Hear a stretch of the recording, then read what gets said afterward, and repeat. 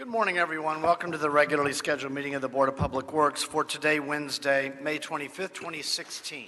Commissioner Davis, Rodriguez, James, and Repenning and Jacinto are present. President James, we have a quorum. May we start with Bureau introductions, please, starting with Bureau of Street Services. Good morning, Sherman Torres, Bureau of Street Services. Good morning, April Mancha, Bureau of Sanitation. Good morning, Edmund Yu, Bureau of Engineering. Good morning, Hannah Choi, Bureau of Contract Administration. Good morning, Ruben Flamenco, Bureau of Street Lighting. Good morning, Ted Jordan, Public Works General Counsel. Fernando Campos, Executive Officer. President James, we do not have any speaker cards under general public comment. However, we do have speaker cards under item number 13. Okay, thank you, Mr. Campos. Our first item of business, we have no general public comment cards? That is correct. Okay, then we'll close general public comment. Our first item of business, the approval of the meeting minutes from the meeting of Friday, May 6th, 2016. Is there a second to my motion that we approve those meeting minutes by Commissioner Rodriguez? Any objection? Without objection, we'll approve those meeting minutes. First, let's start with our assessment hearings, since we can do those in a group. Agenda items 2 through 9, assessment hearings for the Bureau of Street Lighting for Council Districts 11, 2, 15, 1, 14, 6, 7, 12, 4, 5, and 13. Mr. Flamenco. Ruben Flamenco, Bureau of Street Lighting. Items 2, 3, 8, and 9 pertain to lighting districts which we are creating in conjunction with private development projects. Item 4 pertains to a lighting district which we are creating in conjunction with a city street improvement project. Items 5, 6, and 7 pertain to lighting districts which we are creating in conjunction with Bureau of Street Lighting initiated LED conversion projects. Only public parcels are impacted. No private parcels are included in items 5, 6, and 7. Ballots for items 2 to 9 were mailed on April 14, 2016. Ballots must be received by the City Clerk's office by next Wednesday, June 1st. We have not received any objections to date on items 2 to 9. We are requesting for the board to adopt and forward items 2 to 9 forthwith to City Council. Any questions regarding items 2 through 9? No questions. Commissioner Rodriguez has made a motion to approve. Is there a second? I'll second it. Any objection? Without objection, we'll adopt agenda items 2 through 9. Any issues sending 2 through 9 forthwith? We'll send 2 through 9 forthwith. Agenda item number 1, bids on a few public works projects. We have 4 for landscape maintenance of media islands and maintenance of unimproved media islands at specific locations: West Valley, Bay Harbor, East Valley, and North Central. Mr. Campos, we'll turn this over to you, and you can list the council districts and the estimates before we open the bids, please.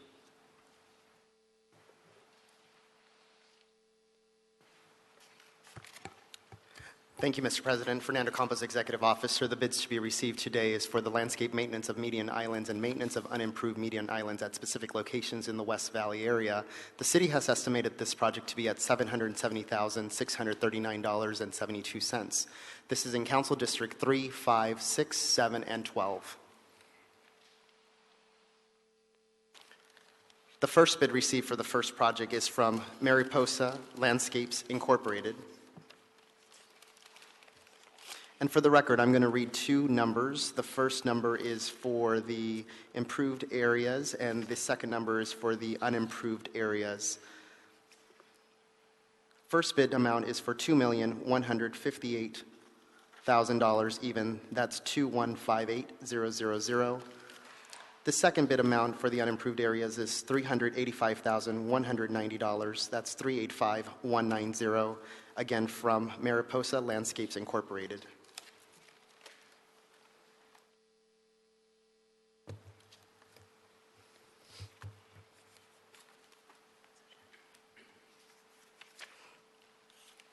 The second and final bid received for the first project is from Woods Maintenance Services Incorporated. The first bid amount for the improved area is $1,586,735.49. That's 1586735.49. The second bid amount for the unimproved area is $623,351.70. That's 623351.70. President James. Mr. Campos, we're sorry, we're a little lost here. Would you go back and just maybe our documents are in different order, but would you start with, was the first one on the West Valley with the estimate of $770,639? Both the bids received are for the West Valley. There are two components to the bids, and each of the RFPs that we're opening today. One is for the improved area, and the other is for the unimproved medians. Okay. So the first bid amount that I'm reading is the improved medians. Okay. The second bid amount is for the unimproved median amounts. Okay. They're both to the West Valley area. Okay. So for the record, if you'd like, I can quickly go through the dollar amounts one more time. I'm sorry? For the record, would you like me to go through the dollar amounts one more time? Yes. Perfect. The first bid was from Mariposa Landscapes Incorporated. The bid amount for the improved area is $2,158,000 even. The unimproved area is $385,190. Again, that's from Mariposa Landscapes Incorporated. That's for the first bid. The second bid received is from Woods Maintenance Services Incorporated. The improved area bid amount is for $1,586,735.49. The second bid amount is for the unimproved medians, and that's for $623,351.70. Again, that's from Woods Maintenance Services Incorporated. And that was on the West Valley. This is all in the West Valley, correct? Now we got it clear. Sorry, I heard the first number and I thought that was Mariposa. The second number I thought was Woods. I think I was not alone.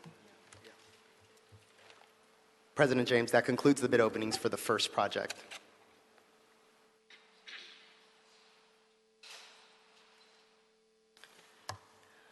The second bid we are opening today is for the landscape maintenance of median islands and maintenance of unimproved median islands at specific locations in the Bay Harbor area.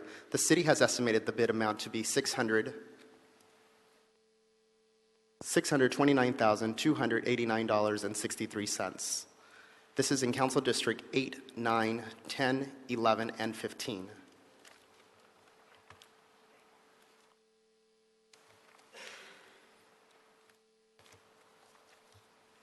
Again, I will read two numbers. The first number is for the improved area. The second number is for the unimproved medians.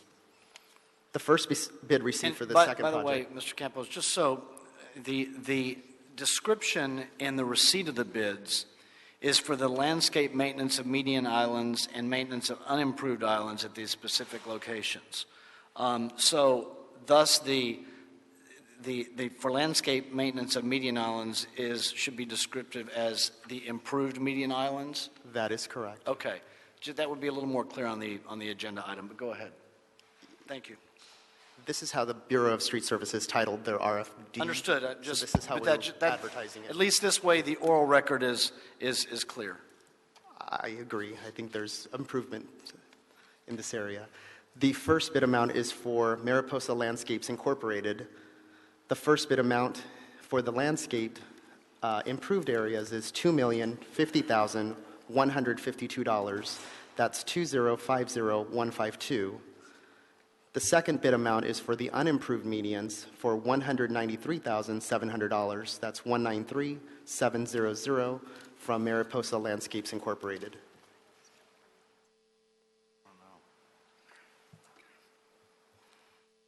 The second and final bid received for this project for the Bay Harbor area is from Woods Maintenance Services Incorporated.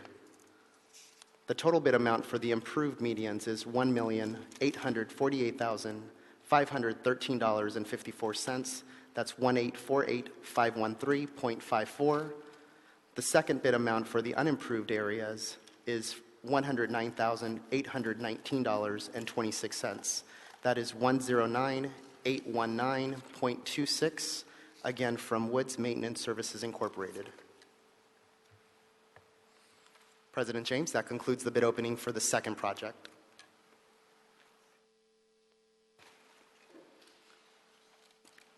The third project we are opening bids for today is for the landscape maintenance of median islands and maintenance of unimproved median islands at specific locations in the East Valley area. Again, the first is for the landscape maintenance of improved median islands, and the second is for the maintenance of unimproved median islands. The city has estimated this project to be at $617,021.69. This is in Council Districts 1, 2, 4, 6, 13, and 14.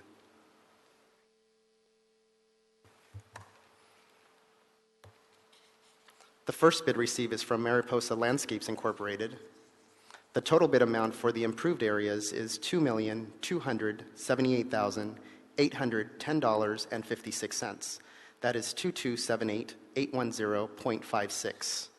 The second bid amount for the unimproved median areas is $2,278,810.56. That is 2278810.56, again from Mariposa Landscapes Incorporated.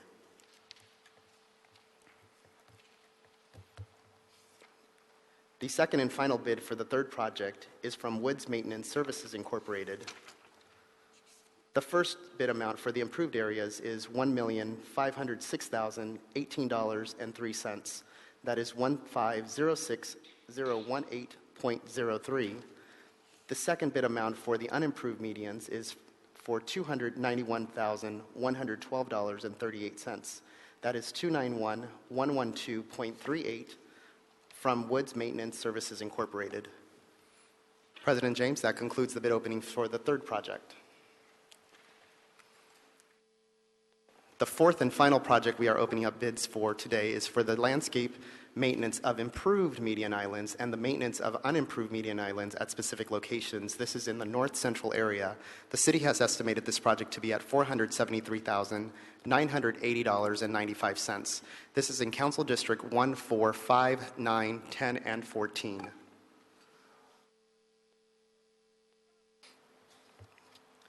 The first bid received is from Mariposa Landscapes Incorporated. The first bid amount for the improved area is for $1,797,715.92. That's 1797715.92. The second bid amount for the unimproved areas is for $177,796.19. That's 177,796.19 from Mariposa Landscapes Incorporated. The second and final bid for the fourth project is from Woods Maintenance Services Incorporated. The first bid amount for the improved area is for $1,338,857.28. That's 1,338,857.28. The second bid amount for the unimproved areas is for $100,786.95, 100,786.95 from Woods Maintenance Services Incorporated. President James, that concludes the bid openings for the fourth project. Thank you. Is there a second to my motion that we receive the bids forthwith by Commissioner Rodriguez? Any objection? Without objection, the bids will be received. Thank you, Mr. Campos. We have a presentation this morning on our bridge program. Let me find the high school bridge contest. So I think we're going to start with Gary Lee Moore. Yes. Good morning, sir. Good morning, Gary Lee Moore, City Engineer, Bureau of Engineering. It is a real pleasure and honor to be in front of you this morning to celebrate our 15th annual high school bridge building contest. And I want to just tell you a little bit about it, and then Julia Moya is going to come up and help out a little bit here. And you know, it's about the students, but we couldn't do it without the great teachers and principals of these schools. And they are so supportive of this. And joining us today, and I want to make sure, Dr. Harold Holcomb from Robert Lewis High School. There he is, all right.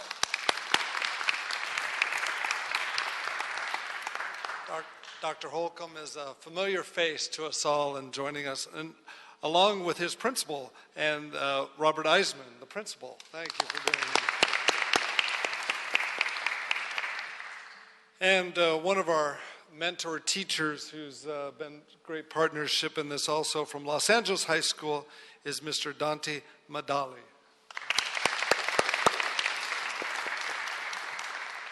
You know, the bridge building contest is really a partnership with the American Society of Civil Engineers, and Julia's going to mention our sponsors who step up with their money and time and partner with us. And so we really appreciate that. You know, this year we had 8 schools participate from 5 council districts, Council District 6, 8, 10, 13, and 14. And at the competition on May 24th at Cal State LA, definitely want to acknowledge Commissioner Jacinto for being there. And he looked good on Channel 35. If you've got to see him there, he did a wonderful job. There's a wonderful Looks good on any channel, but 35 would be fine. You know, and it was also covered by our local ABC station, Channel 7. And it was just a real testament that people recognize what an importance for these students to be recognized for going above and beyond. And at the competition, there was 30 students on March 24th. And it's always a very exciting competition, and it must be extremely painful to the students to watch months of hard work get broken. As we all know, we put weights to see who can, the bridge can hold the most weight. And there's other factors that go into this also. But, you know, in this competition, the top 2 winners are sent to the national, and this year was in Chicago. And we're going to hear from a second from each of the 2 winners. Christian Tsai from Los Angeles High School. Christian, yeah, come on up. And also Stephen Marino from Robert H. Lewis High School. Come on up. Come on up. So these fine students who never had the opportunity to travel to Chicago. Now Julia's from Chicago, so yes, Julia thought it was good that they were going to Chicago. I'm very pleased to say that Christian finished 24th out of 52, right?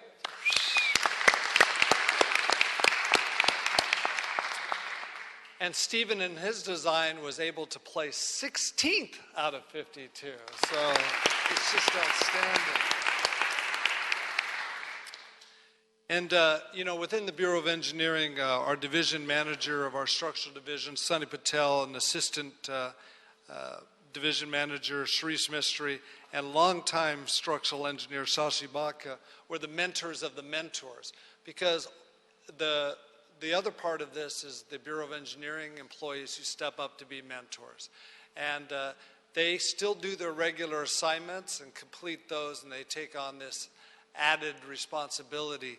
And I think in talking to them in the past, and they'll tell you they get as much out of this as hopefully the students get out of it. But it really is a testament to the women and men of the Bureau of Engineering, of their dedication to making sure that we get to hire future engineers from the city of Los Angeles, because we know it's so important when we're able to have students go on, decide to stay in the community and reinvest in the community. It brings so much to our organization and so much appreciated. And with that, I will turn it over to Stephen to say a few words.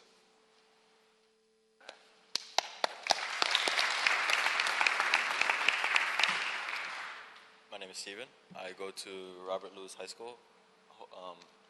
Harold Holcomb is my teacher. Stephen, I'm sorry. I was just trying to help out. Oh, okay, thank you. He's our science teacher and also our bridge teacher. He's been doing that for 10, 11 years now. And it's great. I think this program is really awesome. We don't have sports teams at our school, but we do have the bridge team, and it's great. And it gives us kind of a push into the right direction. You know, be in your place, working for the city, which is a great push in the right direction. I want to thank all of you. Couldn't have done this without any of you guys.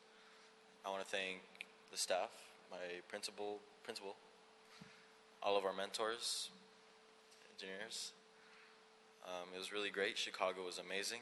We got there a couple days early. Got to see some of the sights. Got to go up to Willis Tower. That was amazing. Got some really nice pictures. It was really nervous, you know, breaking our bridge at the international competition. There was 52 contestants there, and seeing all the other designs, it was really kind of eye-opening to how big this really is and how much it could really help all the students. And thank you. this is my last year. I did this last year. I'm graduating, so I'll be coming back next year to help my friend Wilbur. He'll be here doing it next year, and hopefully he'll be up here talking next year. But thank you so much for the last 2 years. It's been great.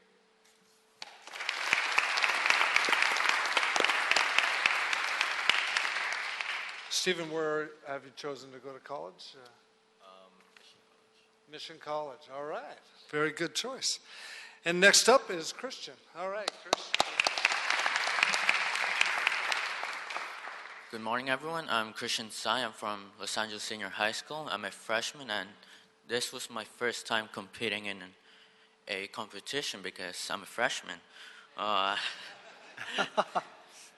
It was civil engineering is pretty challenging because it requires determination, teamwork, and creativity. The International Bridge Competition helped us develop engineering skills that through critical thinking, teamwork, patience, and creativity. The contest exposes to the trumps and challenges that civil engineering face through their careers. This competition sparks students' interest in civil engineering. Chicago was pretty great. We arrived there a few days earlier to walk around Chicago. We went to the river tour. That was pretty exciting. Saw some pretty nice architectural designs of the buildings in Chicago. Me and my partner would have now won the aesthetic award for the building contest if my teacher wasn't there, Mr. Medali, our mentor, Mina, and our sponsor, ASC, American Society of Civil Engineering. Thank you so much. And I will be competing next year and the next years to come until my senior year. Thank you very much.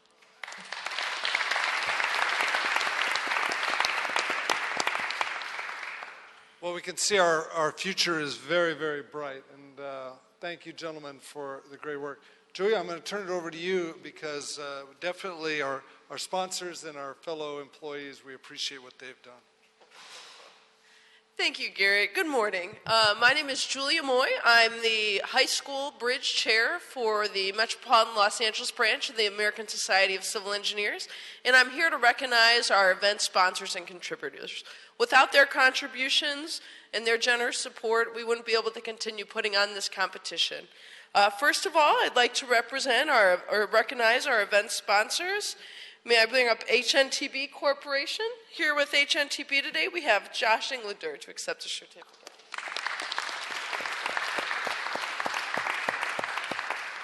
Our next sponsor is Skanska, Stacy, and Whitbeck, a joint venture. Here representing SSW, as it's known, is Robert Thorpe.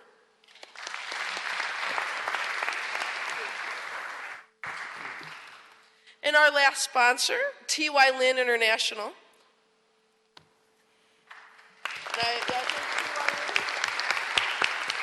Thank you. Mr. Ray Ferris is here with T.Y. Lin International. We also have one contributor to the competition. I'd like to bring up Turner Construction Company, Mr. John Hook.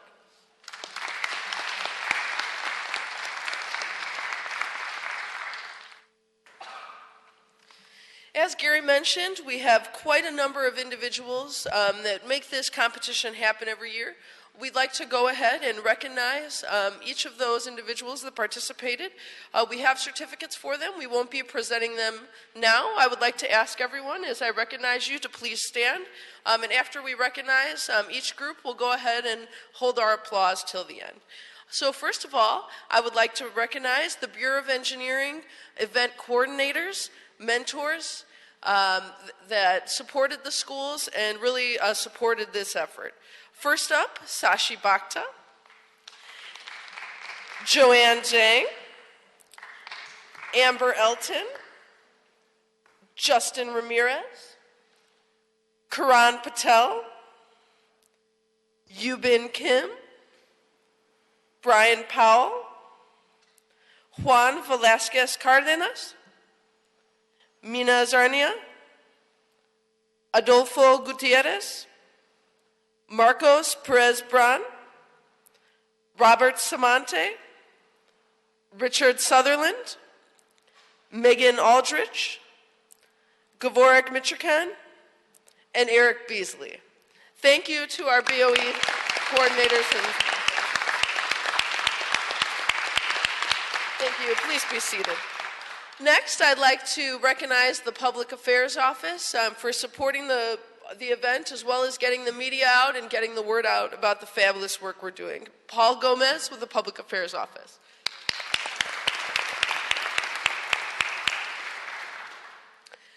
Every year we host our event on the beautiful campus of California State University, Los Angeles. They've been a wonderful supporter and host for the competition. Here with us today is Rupa Persinghi, chair of the department.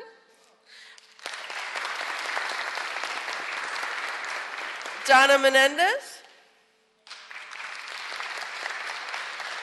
And Rafael Rosas.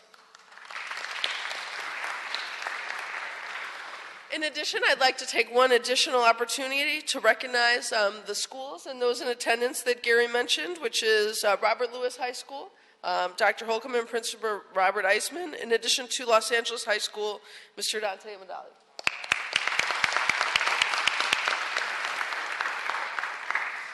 And last but not least, why we do this competition is for the students, is for the future engineers. So I want to recognize the students in attendance today from Los Angeles High School, Christian Tsai and Shu Amize.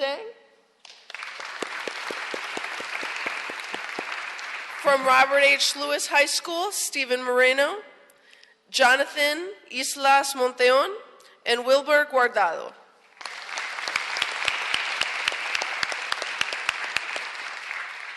Thank you very much. That concludes the presentation. Thank you, Julia. So just a couple of comments. First of all, I love the LA High sweatshirts. Those are super cool, so I'd like to see if those are available online. I like the Dodger color.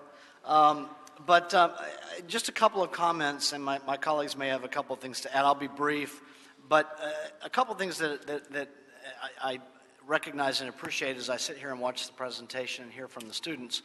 First of all, the undertaking that it is. You get a sense from everybody that was involved what an important and large undertaking it is. So thank you all for the work that you put into this and for the commitment to the city's future. And to the sponsors and the contributors. It wouldn't be possible without you. So thank you for being here today and thank you for your support. It's very important, obviously, for us here at the board, for the Bureau, the department, and indeed the city. And finally, to the two young men that participated and did so well in the program and that spoke here today, congratulations on your work, your accomplishment. We look forward to much more from you. And I will just tell you that there are experienced trial lawyers that come in here to present to our board who are not nearly as comfortable as you are presenting in this room in the way that you did. So your future is bright, gentlemen. And with that, and congratulations. Commissioner Jacinto. Thank you, President James. Gary and Julia, thank you for all the work. And to all, we've said it all many times, this is a great event. To be out there with you all on that great day at Cal State LA was wonderful to meet all the students.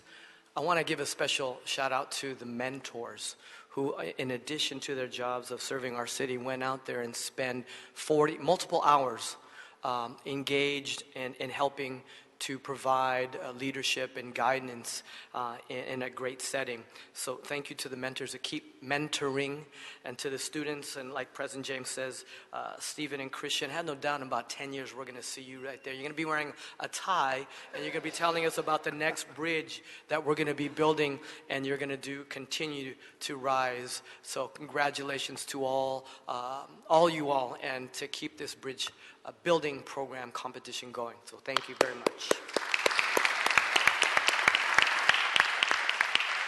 Commissioner Penning. Just want to thank you, Gary, and everyone from engineering who made this happen. Thank you as well to the sponsors, and I just really want to congratulate the young people who are just working really hard, building their skill set for work that is very important. And I just especially want to give a shout out to the girls. We need more women engineers, so stick with it, work hard, and I hope we see you in about 10 years. Commissioner Rodriguez. First of all, ditto to all of my colleagues' comments this morning. To the Bureau, thank you so much for leading this effort. I think it's very important. Julie, I want to make particular comment that I'm very impressed with how you properly pronounce everybody's name. I think that's a very important skill set, and I just wanted to thank you for that, because as someone who always has Rodriguez butchered, I can appreciate you taking the extra time. But more importantly, to the students that got to go to Chicago, Gino's or Giordano's? Which was your favorite pizza? I think it's, Chicago's a wonderful city, and I think there's a lot of lessons. In Los Angeles, we're still unfinished in many ways. And to have the opportunity to go visit a city like Chicago and some of the efforts that they've done with, integrating their architecture, and it's a really wonderful example of lessons that we can bring back to the city as well. And so I think it was an incredible opportunity for you to have experienced that. I think it's another example of why I'm always a big proponent of travel, because I think there's so much to discover in a number of cities, and lessons learned that we can bring back for our own city. But to all the students, and to Commissioner Rapenning's point, there's a tremendous effort on the mayor's part to ensure that there's gender equity in this city in our leadership roles. But most importantly, I think it's important for us to make sure as leaders that we put forward an extra effort to expand those opportunities for women as well, particularly in areas where we've traditionally not seen a lot of women participate. And so I hope that we see a growing number of women participants and success stories. Very happy for the young men, but want to see a growth in that area. But congratulations to everyone, and again, to all the mentors, to the sponsors. Thank you all so very much, because exposing the next generation is so much a part of our responsibility every day.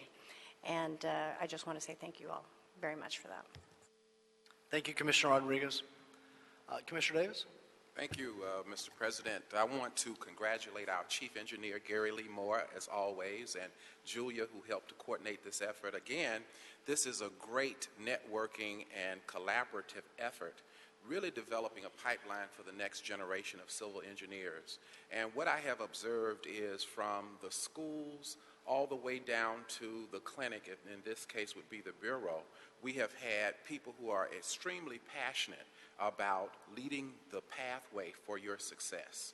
And I think that what you have observed through your work is that civil engineering can lead you all over the world to do this work. So it's a great and a bright future for you. And Gary and Julia, you make us proud, and we hope that all of our professions in public works can duplicate this pipeline program to really engage our young people in the city of Los Angeles. So once again, thank you so much. Thank you, Commissioner Davis. So what we will do, we'll go off the agenda for just a moment for a brief photograph, and then we'll come right back on our agenda. So we will be on for a brief recess, no more than a couple of minutes, for those listening online. All right, everyone, if I can have everyone line in the back, we're going to line in 3 rows to the back of the room, please.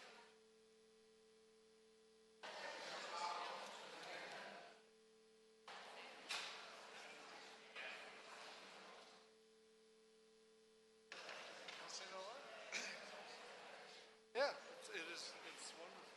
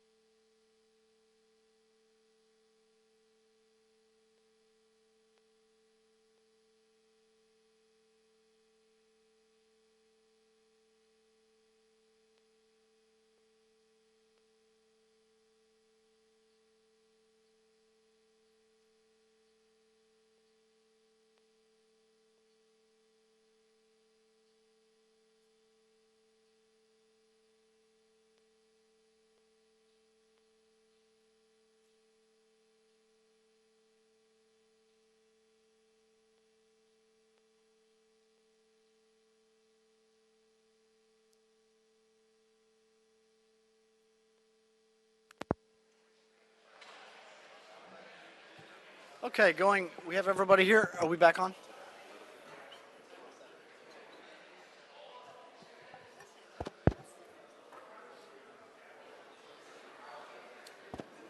All right, thank you. Welcome back, everyone. Going back on our agenda, let's call agenda item number 12, Bureau of Sanitation, recommending the board approve and instruct the Bureau of Sanitation to publish the 2015 Public Notice of Significant Non-Compliant Industrial Users. Mr. Ayers.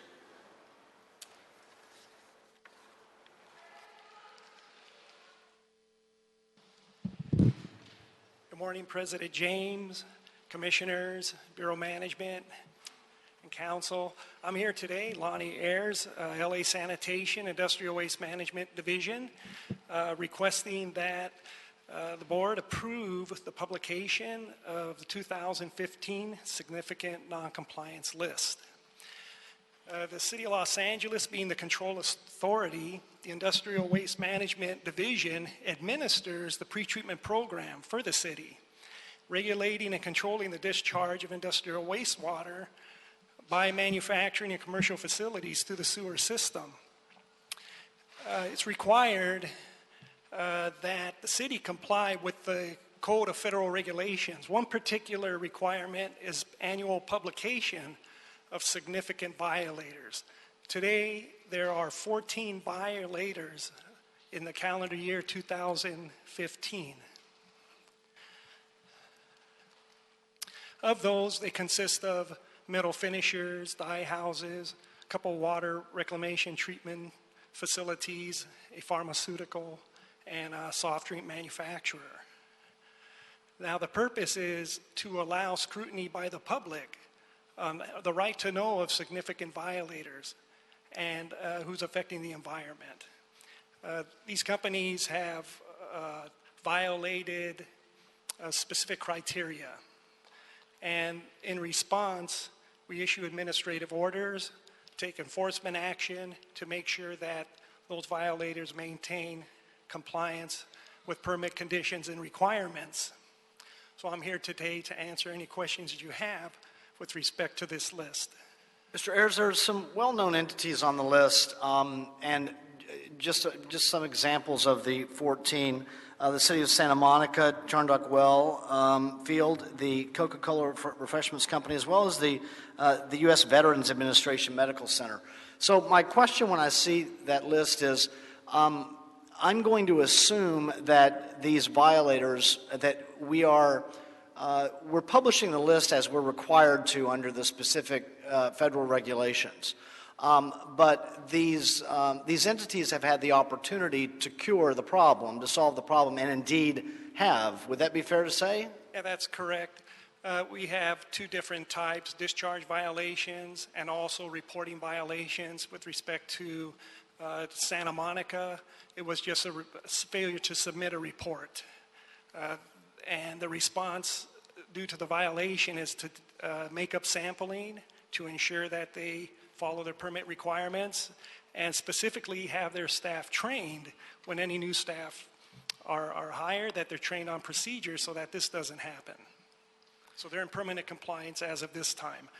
Coca-Cola, it was an issue with clarifier, maintaining it, cleaning it. They have achieved compliance, and their enforcement action has been terminated, and they're in effect in permanent compliance. Right. And they may have the opportunity after there's publication, if there's an inquiry by a community group or a press agency to reply, then they can obviously respond that they've cured and solved the problem.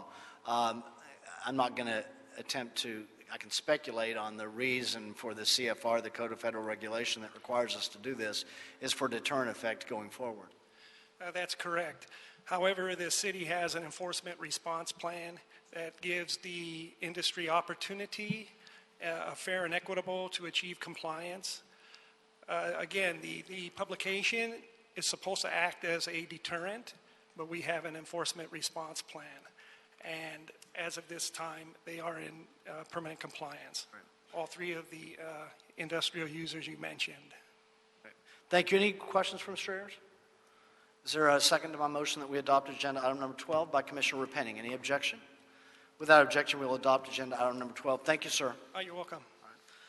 Agenda item number 13, Bureau of Sanitation, recommending the board authorize the Bureau of Sanitation or its designee to issue a notice of award to the consulting engineering firm Carollo Engineers Incorporated from the Bureau of Sanitation's pre-qualified on-call consultant list for task order solicitation number SN53, Sanitation's Program Management Support Services. We have 4 speaker cards on agenda item number 13. Let's start with Yvette Natalia Del Corazon. Mr. President, Fernando Campos, Executive Officer, just for the record also, we received a comment via email from the National Association of Women Business Owners that has been copied and distributed for your consideration as well. Right, thank you. Yes, ma'am. Yes, good morning. My name is Yvette Natalia del Corazon. I'm a business owner for over 19 years. I was born and raised in this great city of Los Angeles. I'm concerned about the contract before you. The big issue with this contract is equality for women. There is only 2% women business participation as it stands now, when there is 500,000 women-owned businesses in Los Angeles. I ask the commissioners to do your due diligence and represent the stakeholders of the city of Los Angeles. I request the commissioners look into this matter further before voting today. Please table this until it is fully investigated. Heather, President Pro Tem, you today commented on, in your words, recognizing especially the women engineer students. And I ask you to consider this. I thank you for your consideration. I also have a letter from the National Association of Women Business Owners, which I believe you all have copies of. Honorable members, the National Association of Women Business Owners, Los Angeles chapter, NABO LA, represents over 500,000 women business owners in the greater Los Angeles area. We are writing to express our concern and disappointment regarding item number 13 on your board's May 25th agenda. The staff recommendation to the board is to authorize the Bureau of Sanitation to issue a notice of award to an engineering firm for a $7.1 million contract over the next 3 years with a possibility of a 5-year extension, even though they did not meet the BIP goals set set by the city. As an organization that represents the heart and soul of business owners of Los Angeles, NABO finds it unacceptable that the women business participation on this contract is 2%. The Board of Public Works represents a tradition of capturing the power of diversity in our city. We urge that you disapprove the contract. Your action will send a message that the City of Los Angeles is inclusive to certified women businesses and represents the best tradition of the city's Board of Public Works. Thank you for your consideration. Sincerely, Hillary Lentony, President, NABO LA. Thank you, ma'am. Thank you. Next, we have Jenny Estrada.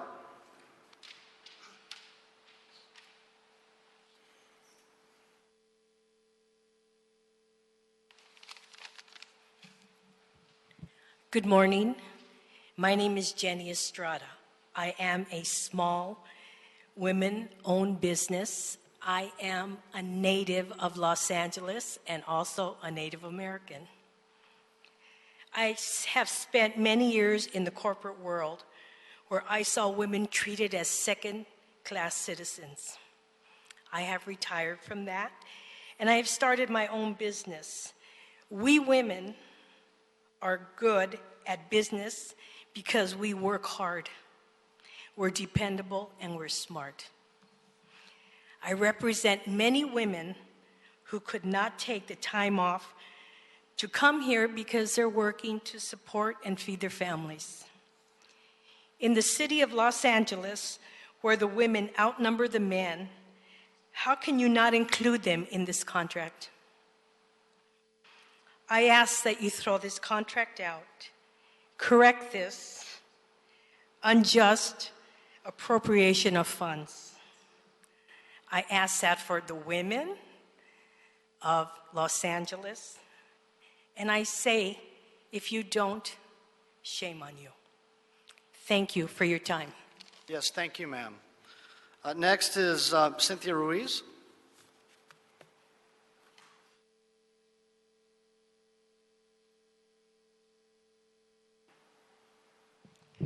Good morning, President James, Commissioners, Bureau Representatives. My name is Cynthia Ruiz, and I have the pleasure of previously serving on the Board of Public Works. Over the past several decades, I have heard complaints from small businesses and women-owned businesses that it's very difficult to do work with Public Works. The good faith effort is called the good fake effort, and we've all heard this. Well, today I'm coming to you with an example where it's happened to me. Not once, but twice. The contract that you have before you is a $7.1 million contract for 3.3 years, plus an option of 5-year extension, but yet there's only 2% women business participation. I started my business a little over a year ago, and I invested the time to get 5 certifications. Now, sometimes people ask, are there really women businesses out there? Well, yes, there are. And the last TOS that you awarded back in February, TOS 52, which was CH2M, they actually had 30% women business participation. So I applaud CH2M for getting it right. The contract that you have before you today is getting it wrong. So I have to say that I feel that 2% participation is unfair and unjust, so I respectfully withdraw my name from this contract. I'm not going to be a part of something where I think is unfair, so that now leaves you with 1% women business participation. The other 2 businesses that are going to split the 1%, as far as I can tell, are not certified Weebies. I looked on the LA City website, Metro website, and the state website, and they are not listed as women business participation. 2 minutes. So in reality, that leaves you with 0 women participation. In this day and age, I don't see how you can move forward, so what I'm asking you to do Thank you, Ms. Ruiz. is to not take a vote today and look into the matter. Thank you so much. Thank you, Ms. Ruiz. Next, we have Amy Gabaldon. Amy Gabaldon, I'm sorry.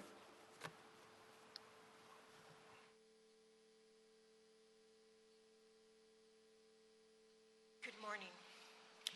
My name is Amy Gabaldon. I have been an activist all my life. I've also been in the Chicano movement my entire life.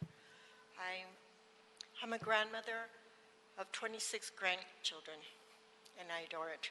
Half of my girls, half of my grandbabies are women. You know, I've fought hard and worked hard to give them the great education that they have, and always told them you could be whatever you wanted to be, you know.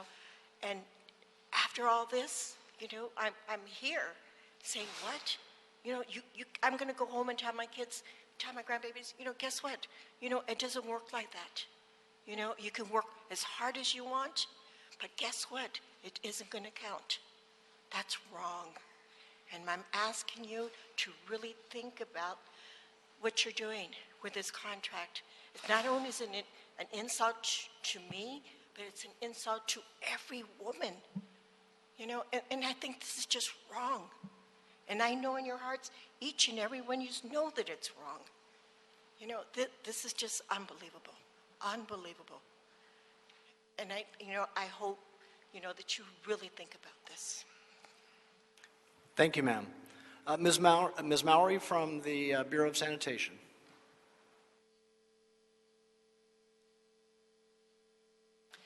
Thank you, President James. Good morning, Commissioners, Bureau Representatives, Mr. Jordan, Mr. Campos. I'm Lisa Mowry, the Chief Financial Officer for LA Sanitation, and I'm pleased to be here today to talk to you about our TOS for Program Management Support Services. Now, this TOS is a little different than the ones we normally come to you and present that have a very defined scope of work. For instance, we're going to do a feasibility study of new treatment processes at one of our water reclamation plants. This TOS is very different. It's designed to provide broad support to sanitation in 5 key areas: environmental stewardship, operational excellence, customer service, organizational development and effectiveness, and financial viability. While this TOS was originally developed and will provide these broad level of services, there are a couple other instances where this type of TOS, I think, can be very valuable to us. One is for when issues come up where they're so small it's not feasible to go through and issue a separate TOS for them.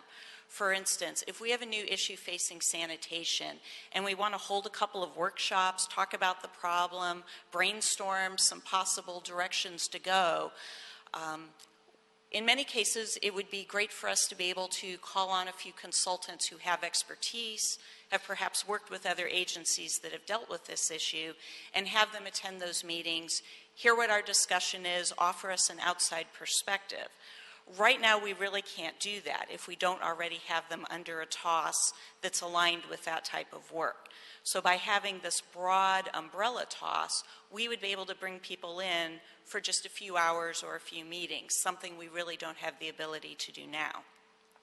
The other instance where this would be very valuable for us is when we have those emergency situations where we need to get outside support immediately.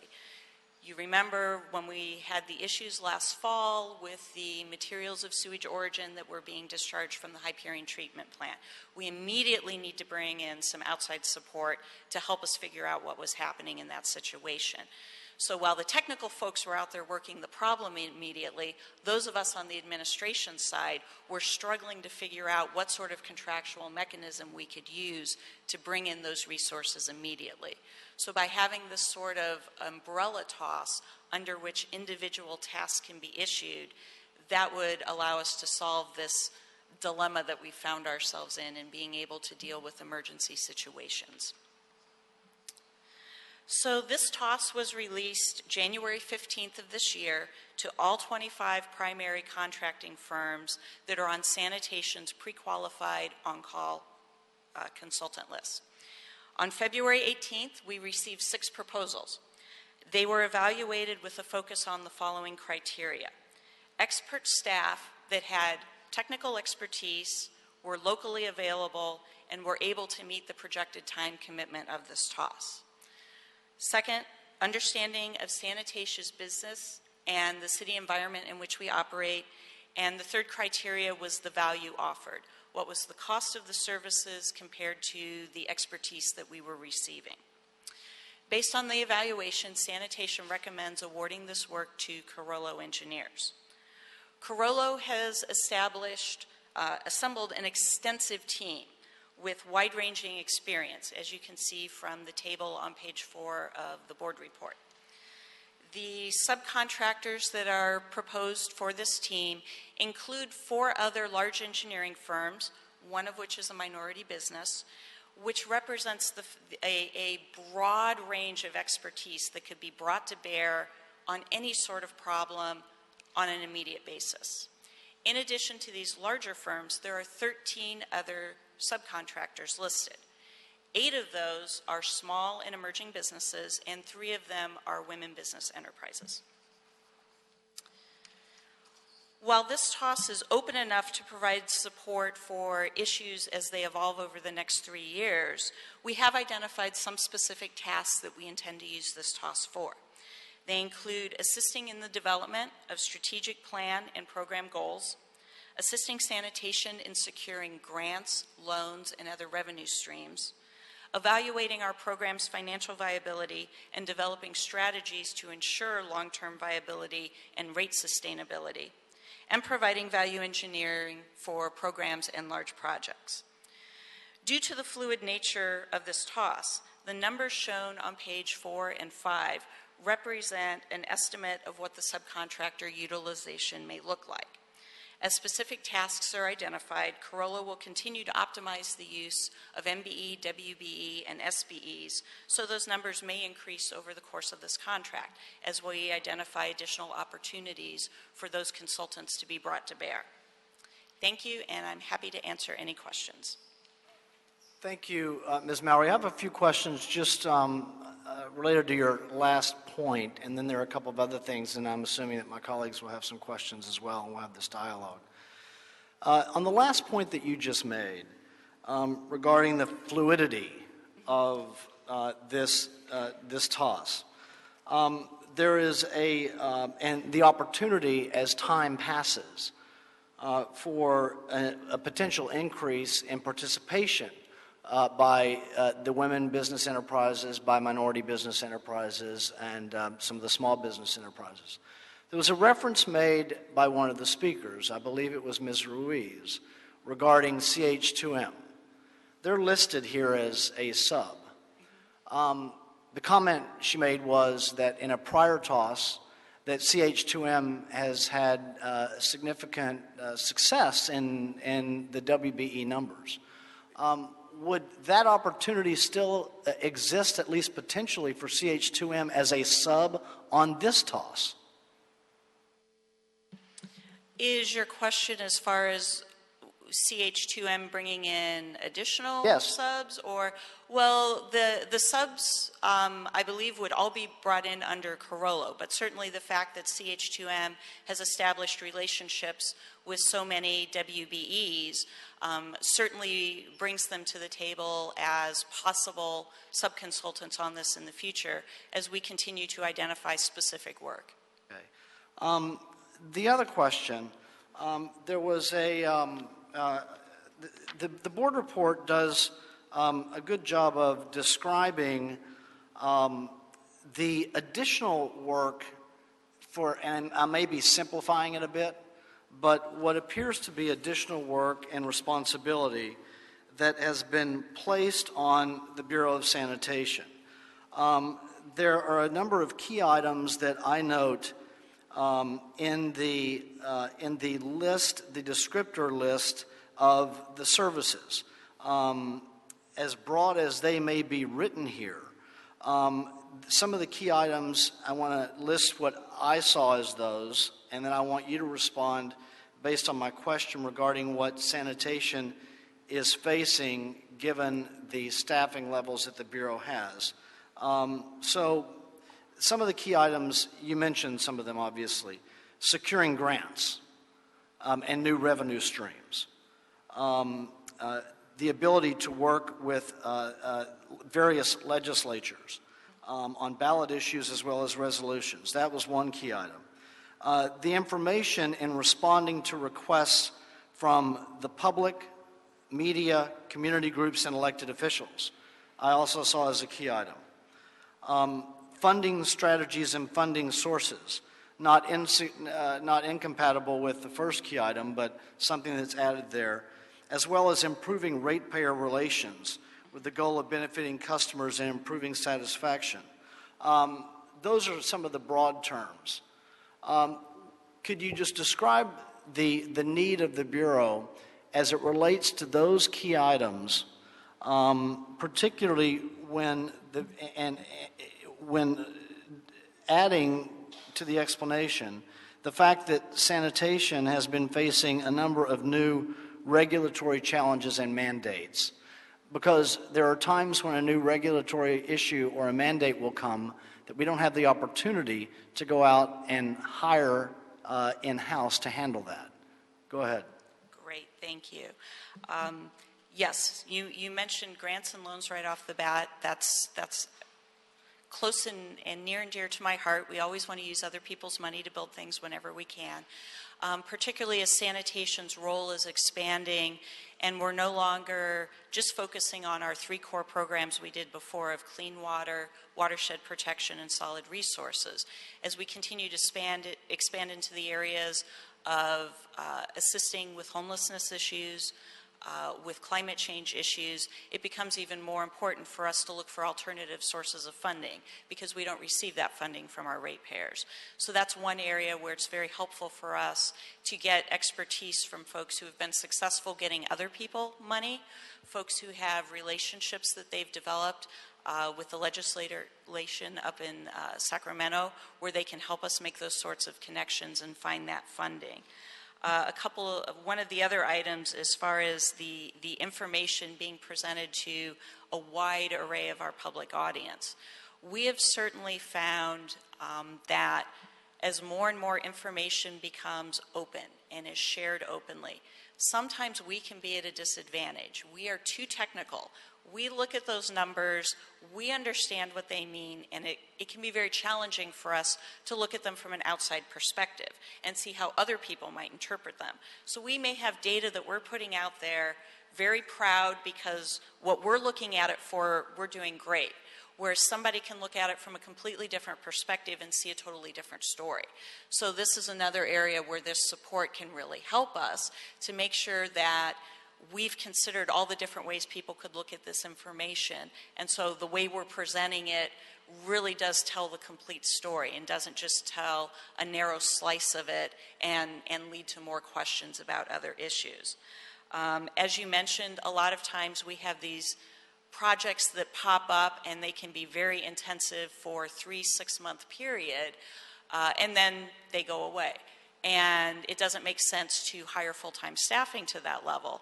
So a lot of what we do is people take their existing work, we shift it, we ignore other things for 3 to 6 months, and then when people have time to go back to it, we've missed opportunities or problems have been created. So this will also help us deal with those quick, immediate response needs, bring in a team of folks to help the sanitation staff work on it, and then when the issue is over with, they can go away.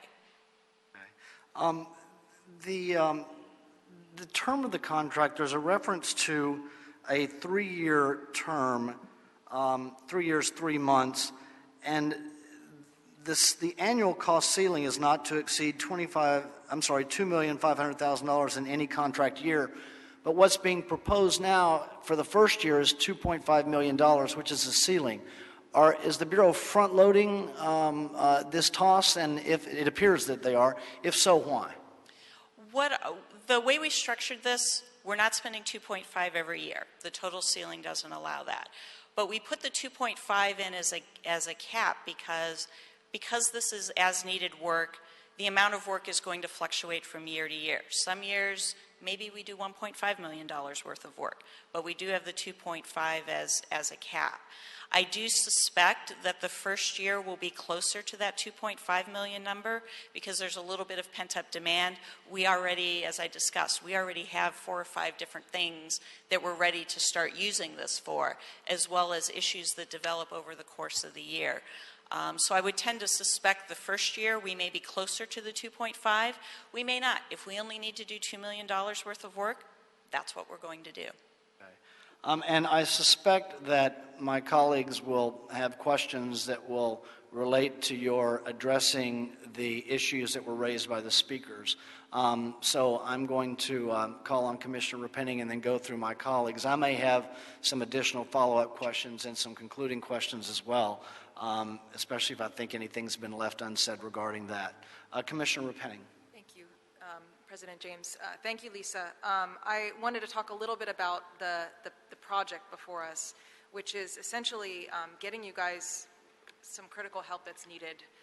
We had yesterday a great strategic planning discussion led by Enrique Zaldivar and went through the many areas of growth for sanitation, between clean streets, between the commercial franchise, all the work you guys are doing on homelessness, between everything that's happening around water in our city and your critical role with stormwater and recycled water, and the role that you guys play as our lead agency for sustainability in the city. It's been a very busy time, and that's not even considering the crises that you've had to deal with just in the last year between the Hyperion outfall issue, between El Nino, which never did come, but nonetheless we were ready, between the issue with the open illegal dumping cases, major crises that took a lot of work in responding to and rectifying.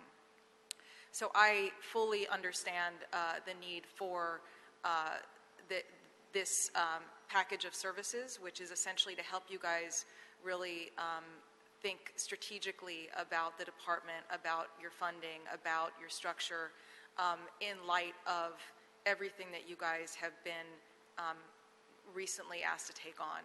And so I understand the need for this work.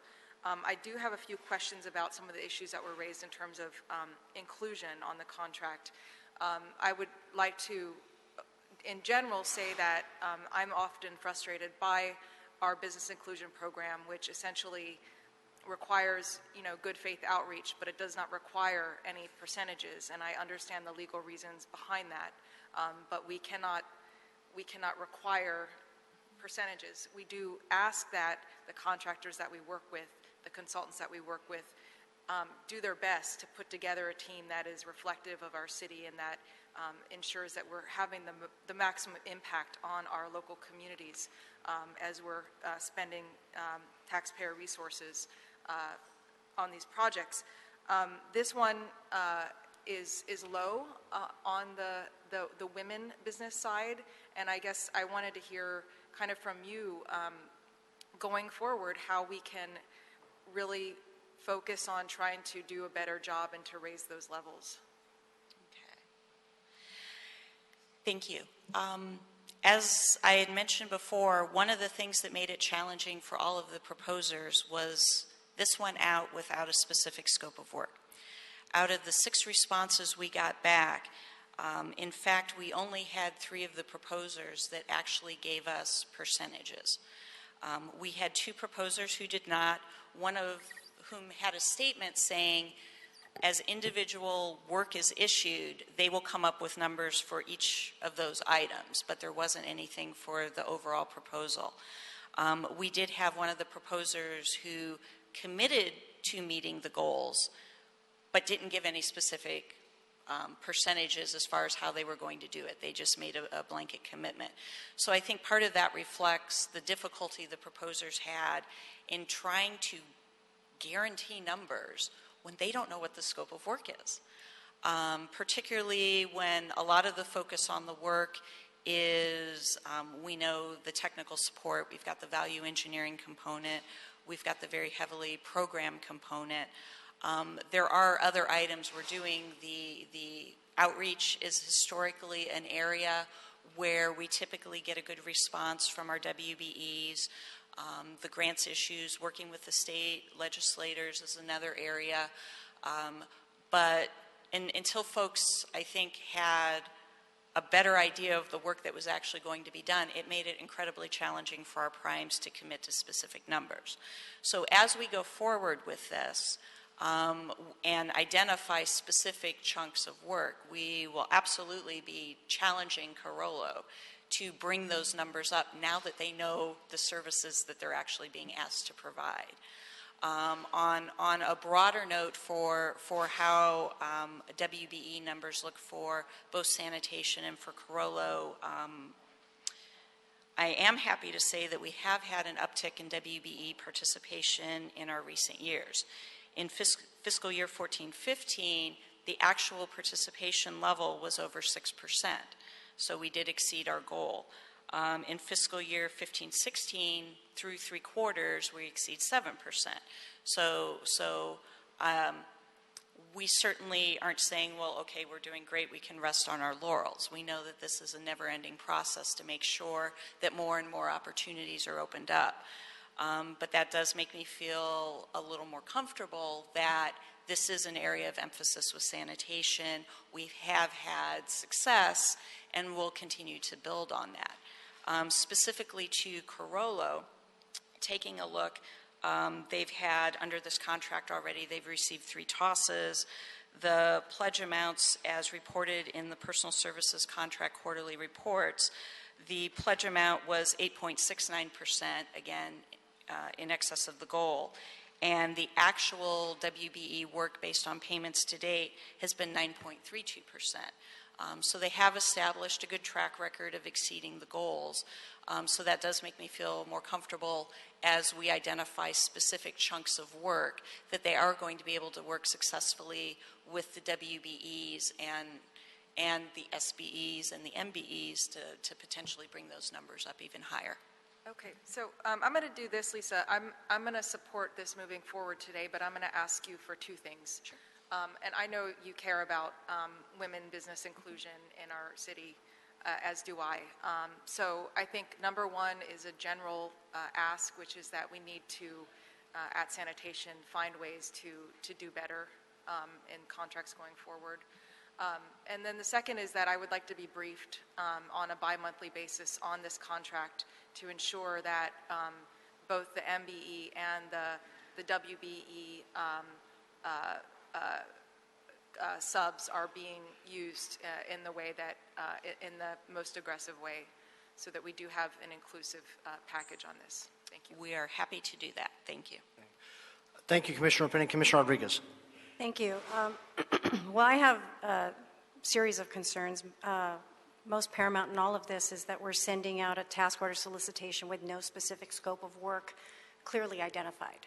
I don't know when that becomes a practice as part of the city's business, but you know, we send out task order solicitations as a means of accelerating the process as it is. So when we've already looked to a shrunken pool of pre-qualified candidates, and now we're saying within that scope we're going to be further kind of aligning this unidentified amount of work, I have a really big problem. Not just because of what it means for small business participation, but just in terms of transparency in the city. The whole purpose of a task order solicitation is to accelerate the process when we need to identify, when we have a scope of work that we aren't able to fulfill with the staffing capacities that we currently have available. And so when we've issued task order solicitations recently on One Water LA, when we just recently issued a task order solicitation for the PAO's office to expand their capacity, I don't fully understand where we're missing these gaps. And without that kind of explanation, I have a very, very big problem supporting this today as it stands, because I don't believe we should be issuing task orders without a specific line of work that we're expecting of these participants. It's too open-ended for me. You're talking about a big chunk of money, and you're talking about shrinking the qualified talent pool to access these contracting opportunities. And so for me, this has got a lot of problems with it. And I would prefer to see, before moving forward, a better understanding, given all the priorities the Bureau has currently. And we have to set these priorities. Everything can't be a priority. I know everything's a priority, but we have to figure out what our priorities are as a Bureau. And with all these other task orders, for me, in order for me to have comfort with this, I would really like to see where we're falling short in these areas, given everything that we've issued recently. One thing I haven't mentioned yet that I would like to make clear to everybody is this is not intended to be a toss that's going to cover all of the consulting work going on in sanitation. We will continue to issue individual tosses for specific projects, the same way we have been doing.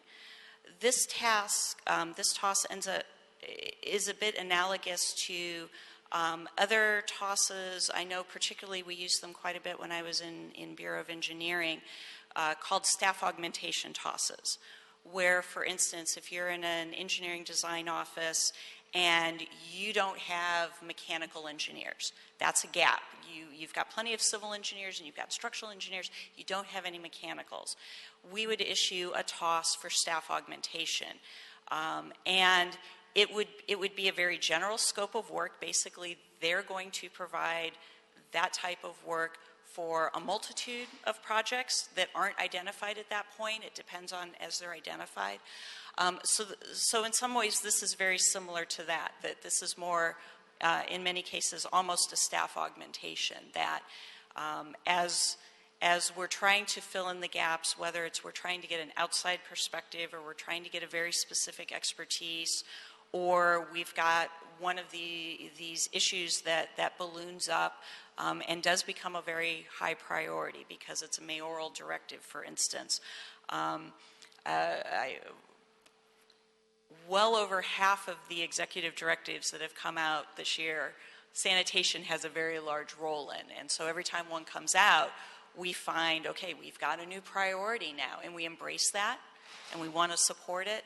But we don't always have all the expertise that we need on staff. We don't always have just enough resources to address that. So while this is open-ended, and I realize that is different than most of the things that come forward, it's not unique. There have been similar types of staff augmentation tosses in the past. Commissioner Davis. First, Lisa, I want to say that I appreciate the fact that they sent you to come to present this. It says to me that at least they know which way the wind is blowing. I think that the task here is important for the Bureau, but I want the Bureau to know that my eyes are open and that my ears are clean and that I can hear what's going on, and I have some concerns. While I support working effectively within our Bureau and making sure that we get the job done and supporting that effort, I do have some concern that, we have CH2M here, who obviously has a very needed skill that we should embrace and appreciate. I know that time and time again, there have been ideas that perhaps we need to look more closely at personal services contracts in the way that we look at our traditional contracts. And there's been rebuff from leadership about that. But of course, when we have these kinds of issues coming up, that's the reason why. What we want is the values of the city to be reflected whenever they possibly can.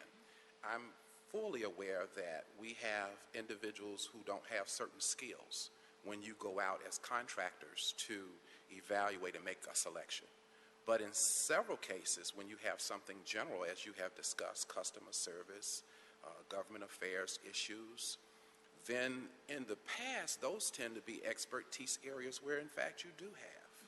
We have a scale here. I do realize that we look at this because we have Proposition 209, and I would suspect that that has some impact upon the way in which we do business on personal services contracts. Is that correct? In terms of we don't have any goals, I think Commissioner Repenning referenced that. We don't have any goals that we can ask for in this work, and I understand and respect that. And yet at the same time, I know that because we're in Los Angeles and because the people are who they are, we want to include them in the work we do, notwithstanding any kind of preference at all, but that this is who lives in Los Angeles, this is who our certified businesses are. We really want to include them in. I was perturbed to hear this issue about a good fake effort. I had never heard good fake effort before, which is saying that people don't believe that we're doing the very best that we can do. They are telling us that we're capable of doing much better work. And so to that end, I think you were correct when you said that we're not doing great as it relates to this particular contract, and that we cannot rest on our laurels as it relates to this particular contract. So while I support the effort of moving the department forward, I don't do so blindly. I don't do so to be taken for granted. I believe the Bureau can do a better job. And I only support this because I want to say, and I want the message to go back to the Bureau, that I do not feel that we did all of the work that we're capable of doing in terms of achieving the goal that we have the capability of achieving in this contract. I also want to say that if we had joint ventures, I hate to keep leaning on CH2M, but they've become such a great role model when we have occasions like this.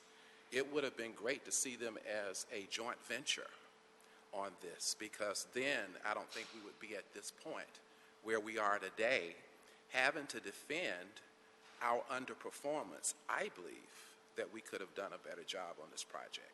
So I do support it, but I support it with the understanding that you would take back to the Bureau Chief my message. One, I appreciate him sending you because that has something to do with my concern, that we do have the representation that we seek to have and the values that the Board of the Public Works Commissions have expressed time and time again. This is not the first time. So I support this thing going forward, but I'm not jumping jacks on it. I want us to do a better job. Thank you. Thank you. Commissioner Davis. And Before- as Sanitation's Gender Equity Coordinator, I'm right there with you. Thank you. Before we go to Commissioner Jacinto, we have some additional young people. We had some that showed up this morning. We had some high school students with us a bit earlier today, and I'm going to guess that if you all are in high school, you're probably freshmen. But you might not yet be in high school. Just a wild guess. Is there a teacher here or administrator that would like to just briefly tell us who we have joining us this morning? Good morning, and thank you for having us here at Los Angeles City Hall. We are the Student Council of Brentwood Science Magnet, LAUSD, and we have had the honor to have this opportunity to come in as our leaders of the school to see the leadership here in City Hall. So we're very honored to have this opportunity and to see the group such as yourselves making those decisions and looking at laws and looking at things that are happening for our own city. And we're looking at our students at Brentwood to help out to do the same thing for our students at Brentwood Science Magnet. I'm Joy Lewis, advisor and third grade teacher at Brentwood, and a co-advisor with Donna Rice. And she is our tech advisor and tech teacher, computer teacher at Brentwood Science Magnet. So thank you so much. Great, thank you, ma'am, and welcome to all the students. Just a 1-minute summary on what we are doing. This is the Board of Public Works. We oversee the Department of Public Works. It's the third largest department in the city. In many ways, we're the infrastructure department, and what that means is we handle the kind of what makes up much of the environment, the built environment that you see around you. Our streets, our sidewalks, we maintain our street trees. We engineer many of the city facilities and buildings, and we build bridges. We have the Sanitation Bureau. They picks up the trash and maintains with the Department of Water and Power our city's water policy. All the street lights that you see around the city of Los Angeles, those are maintained by our Bureau of Street Lighting.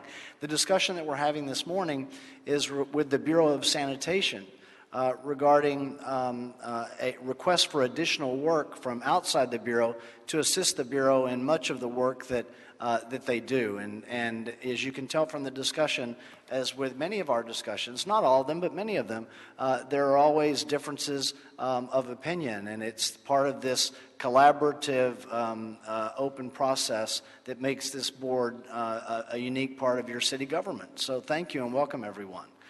With that, Ms. Mallory and Commissioner Jacinto, you're next, sir. Thank you, President James. Well said. 1-minute summary. Lisa, going back to, I want to ask you a couple questions. You mentioned some of the TOS applicants committed or they gave actual percentages. Some didn't give you a percentage commitment at all? Correct. Okay, so can you tell me how many out of there were 6, obviously the 5 remaining? Absolutely. Out of the remaining 5, there were 2 that did not pledge any percentages. They had subs listed. They would identify were they WBE, MBE, SBE, but there were no dollar amounts or percentages associated with them. So that was 2 of the others. One of them, again, had the subs listed and just had a blanket statement that they pledged to meet the goals, but there was no information as far as which of the subs were going to be used to do that. And then we had 2 others that, like Carollo, did pledge actual percentages. Can I want to know if I could ask who scored the highest in terms of the BIP goals? Was it you had one that said well, they'll meet all the goals? There's one that said that a couple gave percentages. Was Carollo the highest? Of the ones that gave percentages, We had one of the other contractors, their numbers were 9% MBE, 0% WBE.